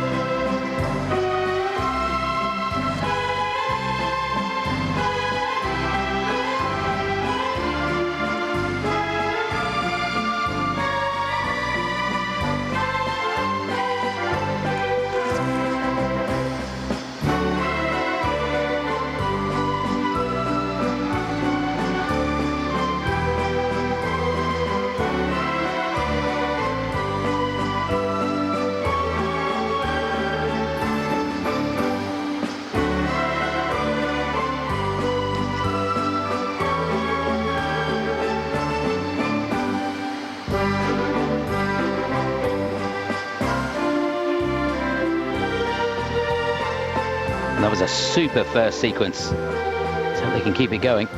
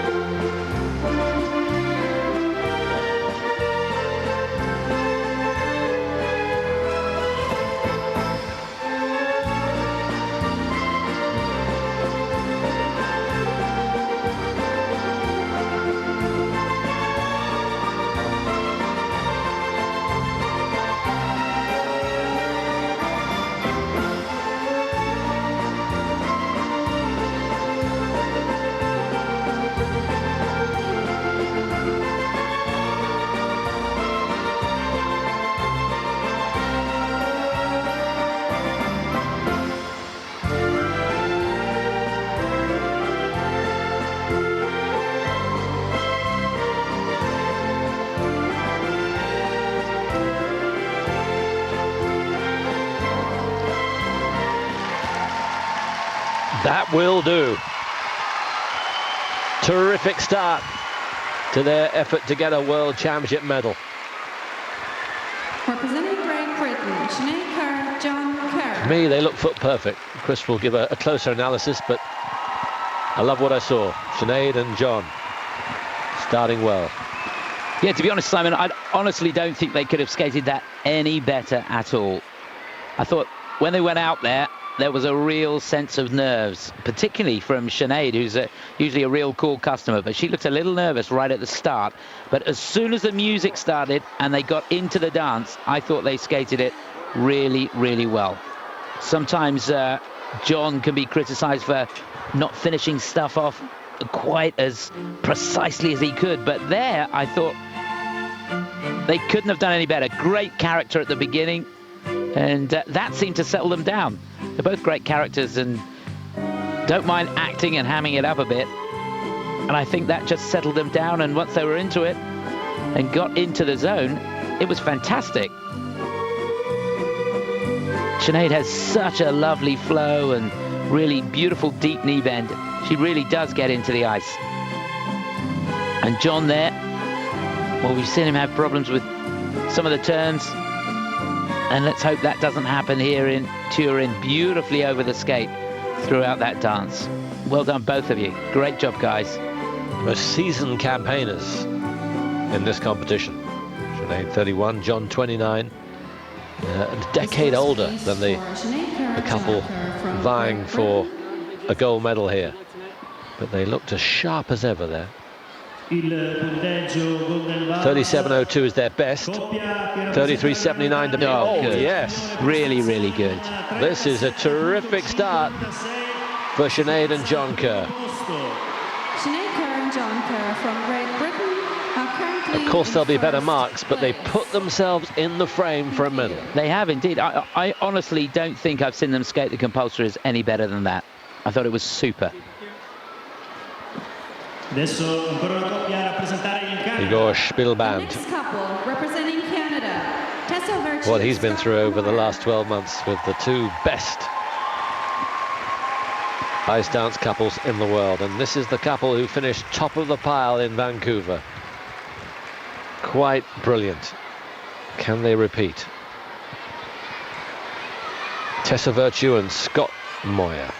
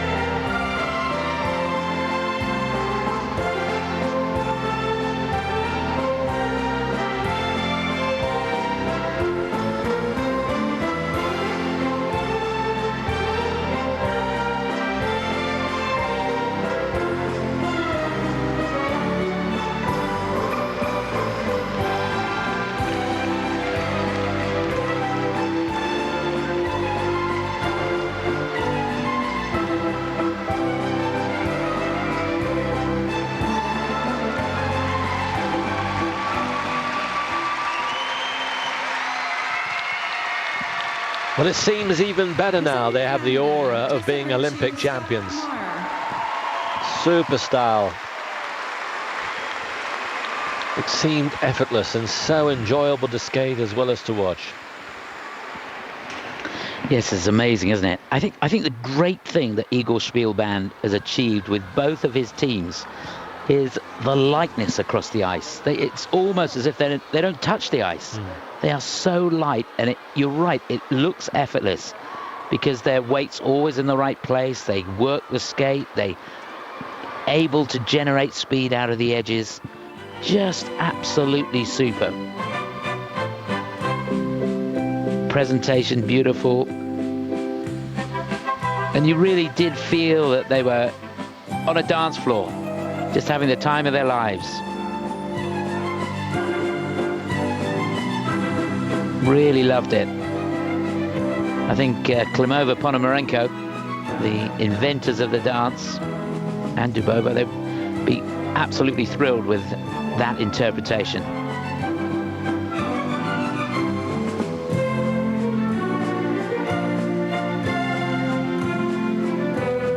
It's not just about what the feet are doing, it's every part of the body, isn't it? Even the eyebrows working. Yeah. It's so fresh. It's fantastic. Great to watch.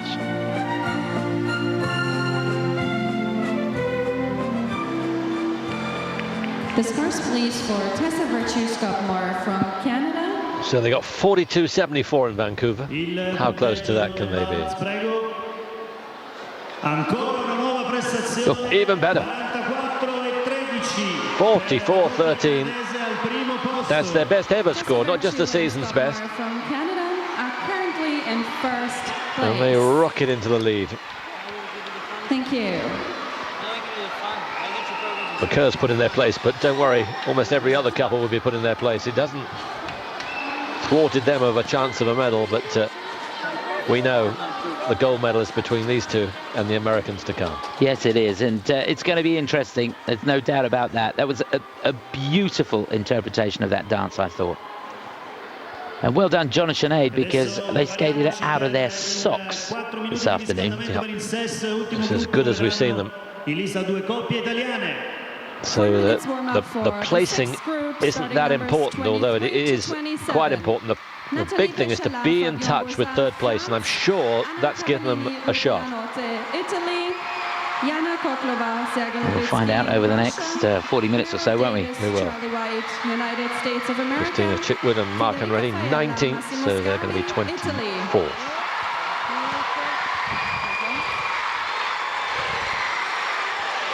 Listen to the shouts for the Italians. Two Italians in this final group, Capolini and Lanotti, and then the couple who, well, I think they'll be a riot if they don't get a medal. Federica Faella and Massimo Scali. Two Italians, and one other Italian is going to be ringside now, Barbara Fusapoli, with our British champions, Sinead and John. This is what they got to say. You did your Golden Waltz right before the Olympic champions Moir. This make you nervous?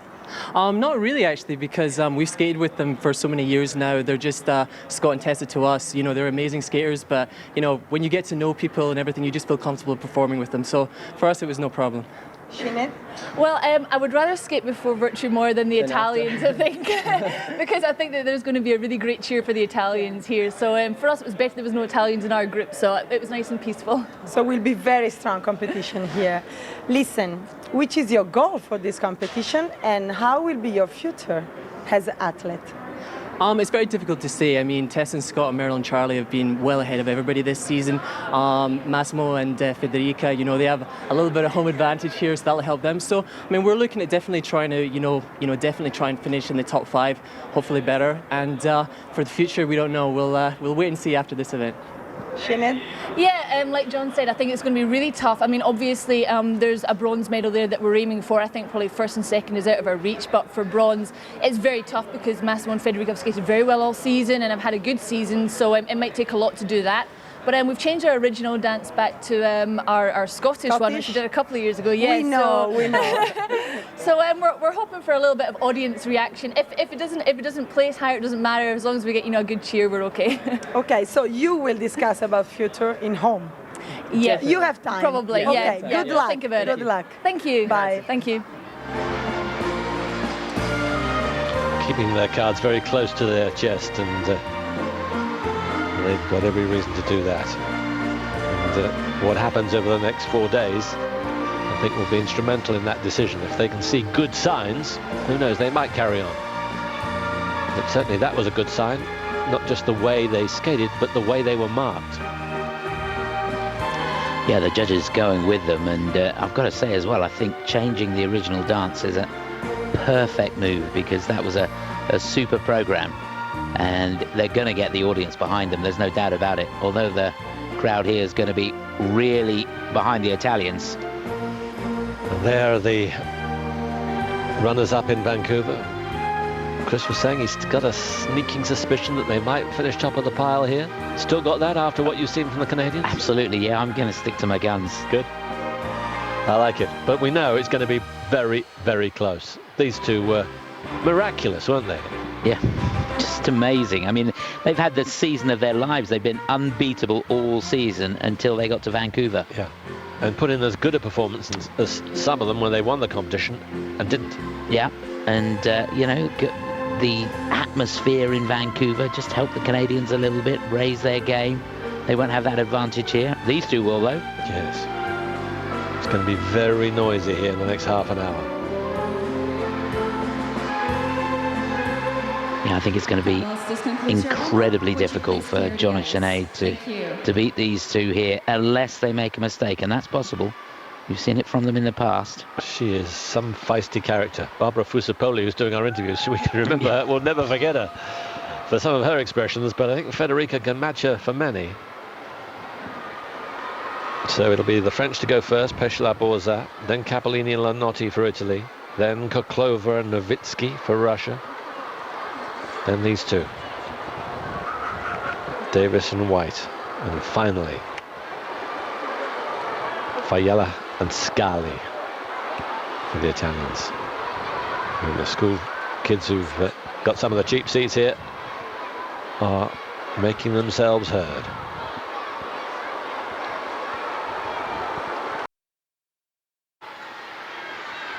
The season's best, that's as good as the Kerrs.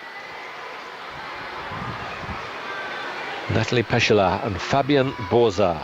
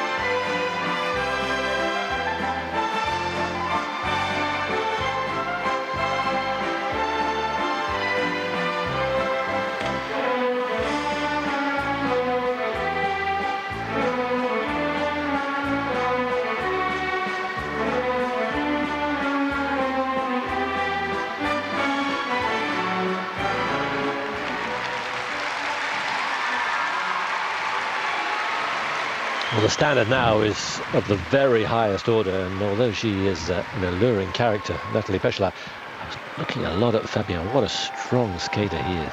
He really is, yeah. That interpretation had all the French flair that you would expect from these two, didn't it? We have a quick word with Tessa Virtue and Scott Moir now, ringside. So you are, with Yuna Kim, the only gold Olympic medal in Torino. Are you happy to skate with this public, and is this like a present for the Italian public? Well, it's very much fun for Tess and I to skate in Italy in an Olympic venue and at another World Championship. It's a great event, and it's going to be a tough week for us, and it'll be hopefully a really good one too. We're excited. Tessa? Absolutely. We love skating in Italy. We love touring around Italy. It's one of our favorite places. So we're excited to be here. The crowd is always great. So 2 more to go. We can't wait. Yeah. Listen, how changed your life after the gold in Vancouver? Well, in Vancouver, it was crazy to be in Canada. It was overwhelming, but when we got home and we knew we had this competition, if we wanted to do well here, we had to train, so we kind of went back into our normal life, and it was a lot of fun just to get back on the ice and skate, and we've come a long way in 2 weeks, so we're excited to show that in the programs. Very good. So good luck for original dance and for free program. Thank you. Thank you. Good to hear from an engaging couple. Come a long way in 2 weeks. I'm looking forward to that then, if it's going to be better than Vancouver. Yes. Words of warning perhaps for Meryl and Charlie, who are to skate later on. Alexander Zulin, of course, world champion himself. 37.75. New season's best for them, and that will take them into second place above the Kerrs. That's not necessarily a bad thing, because the Kerrs will be within a mark of them. Probably a little disappointing not to get the placing, but no damage done. Really good skate from Peshala and Boza for France.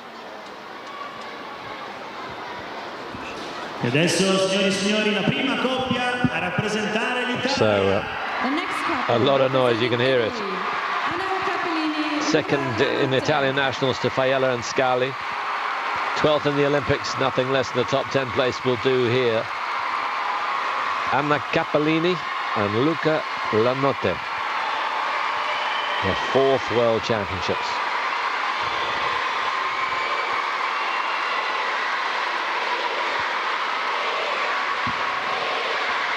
You hear the music.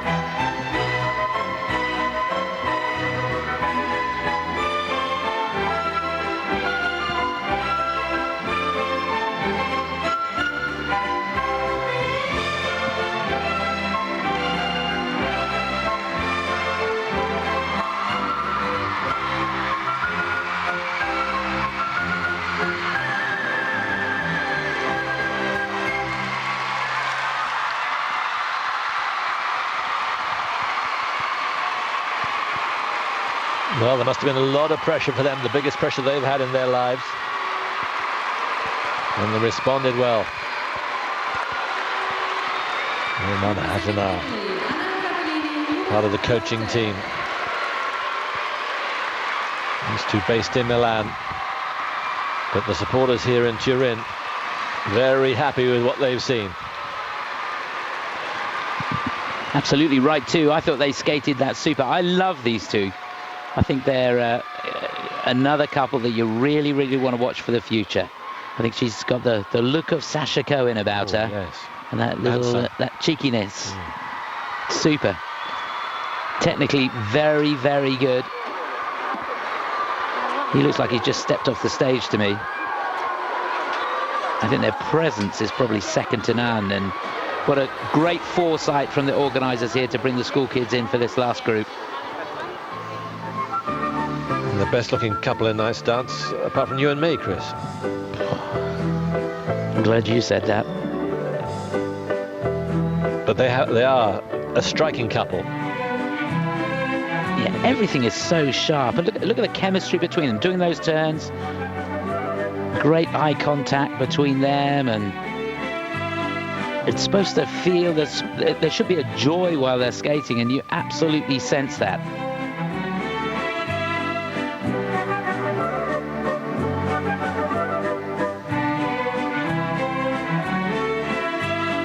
It's not going to get the marks that the Canadians got, and in all honesty, it's not in the same league as far as the technique and the coverage across the ice and the strength and lightness of it. But for enjoyment, it's right up there. Yes.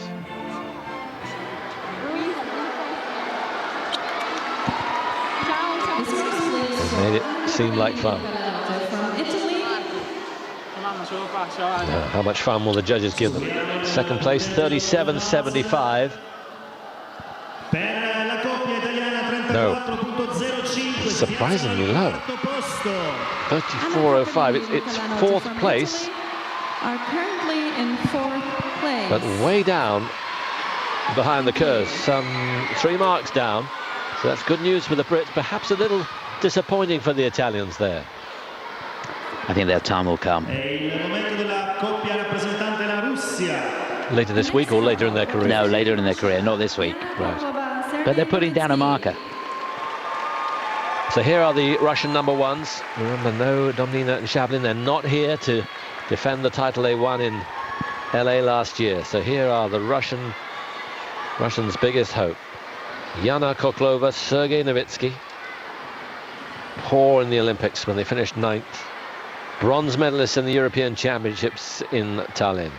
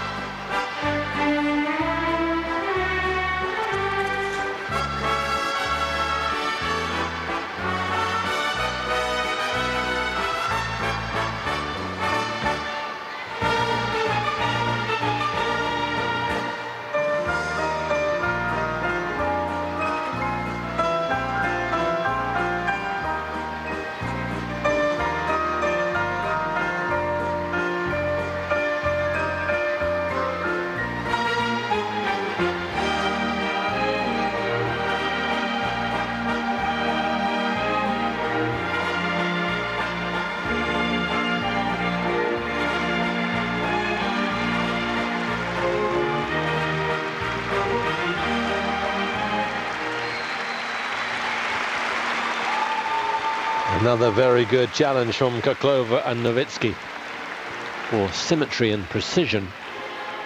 Look very strong to me, these two. Are they going to get the marks that's going to put them in the shake-up for a medal? Tell you what, Simon, I thought that on the first sequence, Sergei was all over the shop. Didn't really seem to have his weight over the skates at all. Better in the second sequence, but it looked a bit of a tussle, that first one. Be interesting to see what the judges do with that. They are so strong, the pattern was good, and the strength was there throughout, but it wasn't as secure as it could have been. Marks coming up. Meanwhile, we can go ringside and talk to Natalie Pescela and Fabian Borza here with Barbara Fusopoli. We know that you will present your old free program, Circus. Why? Because we love particularly this program, and I think it's more our personalities than the free dance we present this year. And after Olympic, we wanted to have fun on the ice and to show the improvement we did in Moscow with Sasha Zulin. And we think maybe Circus with one more year of practice can be very good for us. Maybe bring luck. So. Even the Italian public will very like this music, I know for sure. And what do you think about this competition? You will fight with the Italians. How is your shape? How are you feeling? We are in great shape after coming back from Vancouver. We did a good job, work on the program, and it's nice for us to, as she said, go back on the whole program. It's bringing a lot of fresh air, so I think we are pretty good shape right now. Okay, so good luck. Thank you. For original program and for free program. Thank you very much. Yes, didn't tell us no harm at all. Now the marks for these two. Pointing out, not so strong in the first sequence. Has that cost them dear? Oh, it's good. It's going to take them into third place above the Kerrs. So high marking here, but only just over 0.1 of a mark above the Kerrs. Kerrs dropped to fourth, but they're still very much in the shake-up and have done themselves no harm. Adesso è il momento della coppia a rappresentare gli Stati Uniti d'America. The next couple are Now, representing the United States of America. Big chance for these two. After what's been an unbelievable season, they would have been very disappointed not to come away with Olympic gold. Have they been able to swallow that bitter pill?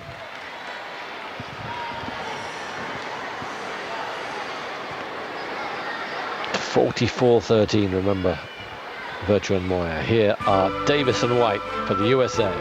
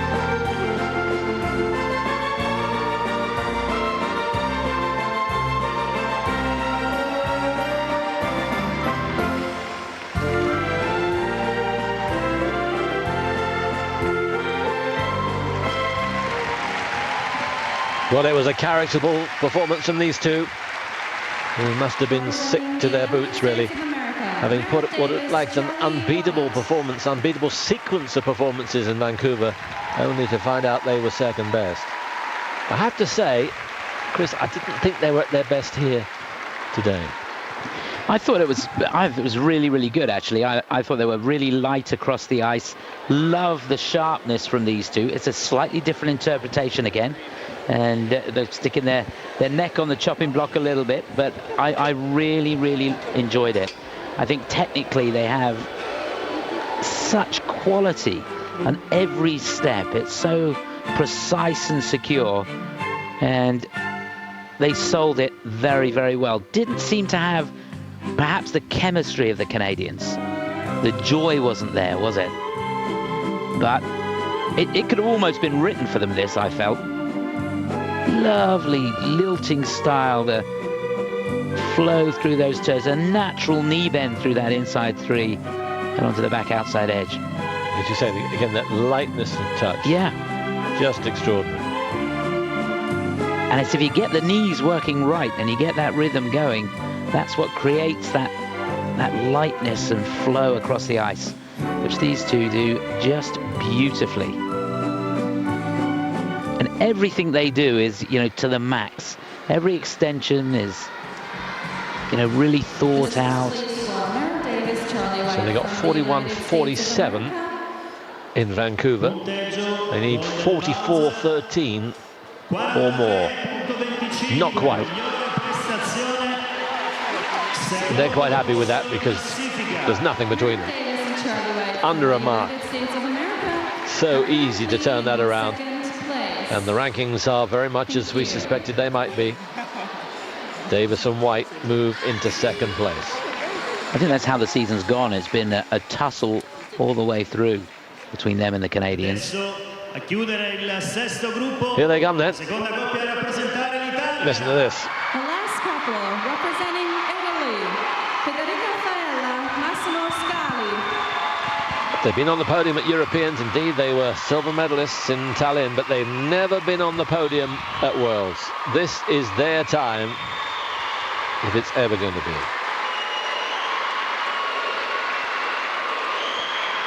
I'll tell you what, Simon, fitting, this could be the last compulsory dance at a World Championships. Yes. Here we go then. Federica Faiella, Massimo Scali.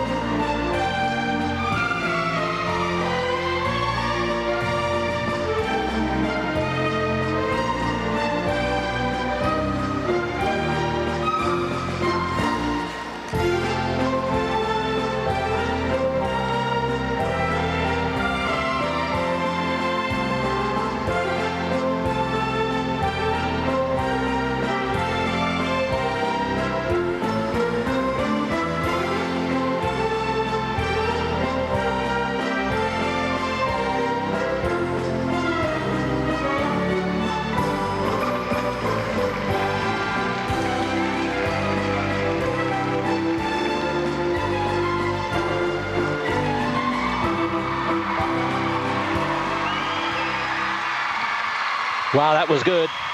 They've really responded to the challenge.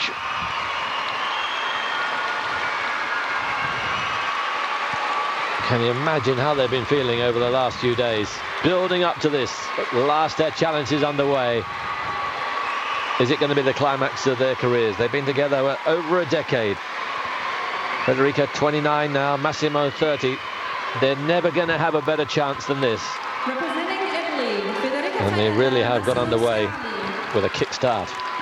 Yeah, they have. They did skate that exceptionally well. And it's funny, isn't it? It can work for you or it can work against you. And I think these two have really got the character to bounce off the atmosphere that's in the stadium. Yeah, they couldn't have skated it better, that's for sure. Difficult to judge it after watching the Americans, but I don't honestly think they could have skated much, much better. It's not in the same league as the Americans or the Canadians. 37.75 has third place at the moment. Three couples with the 37, the French, the Russians and the Brits. You'd fancy they're going to edge in front of those three couples and be third place, but we shall see. But they didn't put a foot wrong.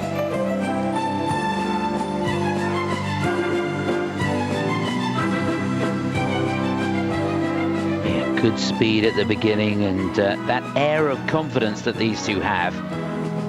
And I tell you what, to hold it together this week, these two are going to have to pull on all the experience that they've gained over the past few seasons.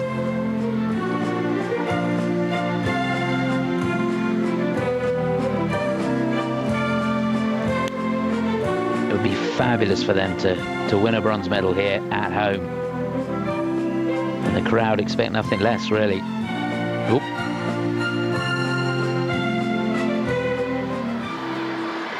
The scores, please, for Federica Palavela from Italy. This will give us an indication, won't it? It sure will. Natalia Dubova. Oh, what is that? 40.85, comfortably third best. 2.5 marks behind the Americans. So it is the Canadians who lead. Virtue and Moir, Davis and White second, and these two move into third place. This was the conclusion of delirium here. I would like to thank the officials and the judges, and I hope we'll be able to welcome you back here at 5:15 for the opening ceremony. Well, plenty of intrigue and some really top-class skating. Often the compulsories can be a little dull, but not here. There have been so many intricate stories, and that's how it's shaken out. The Kerr's in 6th place, but look, so close to 4th. But the Italians at the moment have laid down a marker that it's not going to be that close for 3rd place. No, I think if the Italians go clean in both programs, I think the bronze medal's theirs. Yes. But if they make a mistake, any one of those four could take that. Really exciting. But the Kerr's did themselves proud. Their best performance in a top-class competition this year. Absolutely. I think that's probably one of the best compulsories that they've put down. I thought they skated an absolute blinder this afternoon. Well done. And Christina and Mark finish in 24th place. Outside shot of making it through to Friday. 3rd place after compulsory dances. Maybe this will be the last compulsory in a big event. How is your feeling? Well, I was thinking about that, but I never talked to her about that because that was pretty.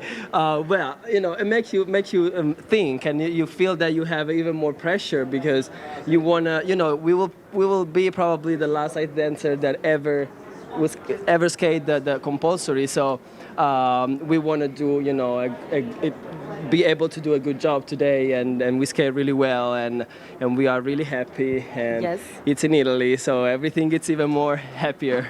Yes. How is to skate for your public, Federica? At the beginning, when we get in for the warm-up, was a little crazy. I was expecting like this because I was just thinking about that after Vancouver. But in effect, the public in this situation, I think they make you feel like more in your country. So it's kind of help you to perform a little bit even better. Okay, so thank you very much to Federica and Massimo. Good luck for original and free program. Thank you. Bye-bye. So we are talking about the performance of today. Yeah, we were very excited about our performance, and it was a good start to our week, and felt pretty strong out there, so we're really excited for the weekend. Maybe this will be the last time that you will perform a compulsory. What do you think about? Well, that's really exciting. Compulsories have never been our favorite thing to skate. We much prefer the original dance and the free dance, so to have that be our last compulsory dance is exciting for us. And you know, we've always said just think of what we could accomplish on our OD and free dance if we had that extra time that we usually spend on compulsory dances. Okay, so talk about the future. You're a very young team, and the Sochi is not so far. We want to know if you will compete. You will compete for future. Well, you know, we don't really know what our plan is yet, but you know, we do have a future in this sport, so we're so excited. But we have to sit down and talk. We honestly haven't yet, and our plan was to Torino, and after the World Championships, you know, we'll sit down and talk about what our plan is going to be, and then we'll have to tell you later. Of course, you are Olympic gold medalist, but the people want to watch you again, maybe in some different Olympic, maybe in Russia, maybe another one, because it's like a present for the public. Well, thank you very much. Like Scott said, it's just something we have to think about, and you know, we're not really in the right mindset to make that decision now. We have a big job to do this week, so we'll enjoy the rest of the season and do some shows, and you know, once we've had some time to breathe, we'll sit down and talk about it. You really enjoy it when you're skating. You show to the public that everything is really easy. Of course, I know that what you're doing is not easy, but you show to the public that everything is very easy. How you can do it? You're so young. Well, we love to skate together, and we have fun every day, so we just try and keep it light, and hopefully that shows. That's ice dance to us. You know, we have to work really hard, but show like you're working not at all. So maybe both of you're born for skating. Well, it's worked out so far, and we love skating together, and you know, we feel like we're perfect for each other. So you skate together for many years. Yeah, we're so lucky that we found each other so young. You know, we've grown up together on and off the ice, and it's fun to take the ice with your best friend. Yeah, you had incredible career. Short because you're very young, but incredible. So congratulations. Thank you. Enjoy Italy, enjoy Torino, and good luck for original dance and free program. Thank you very much.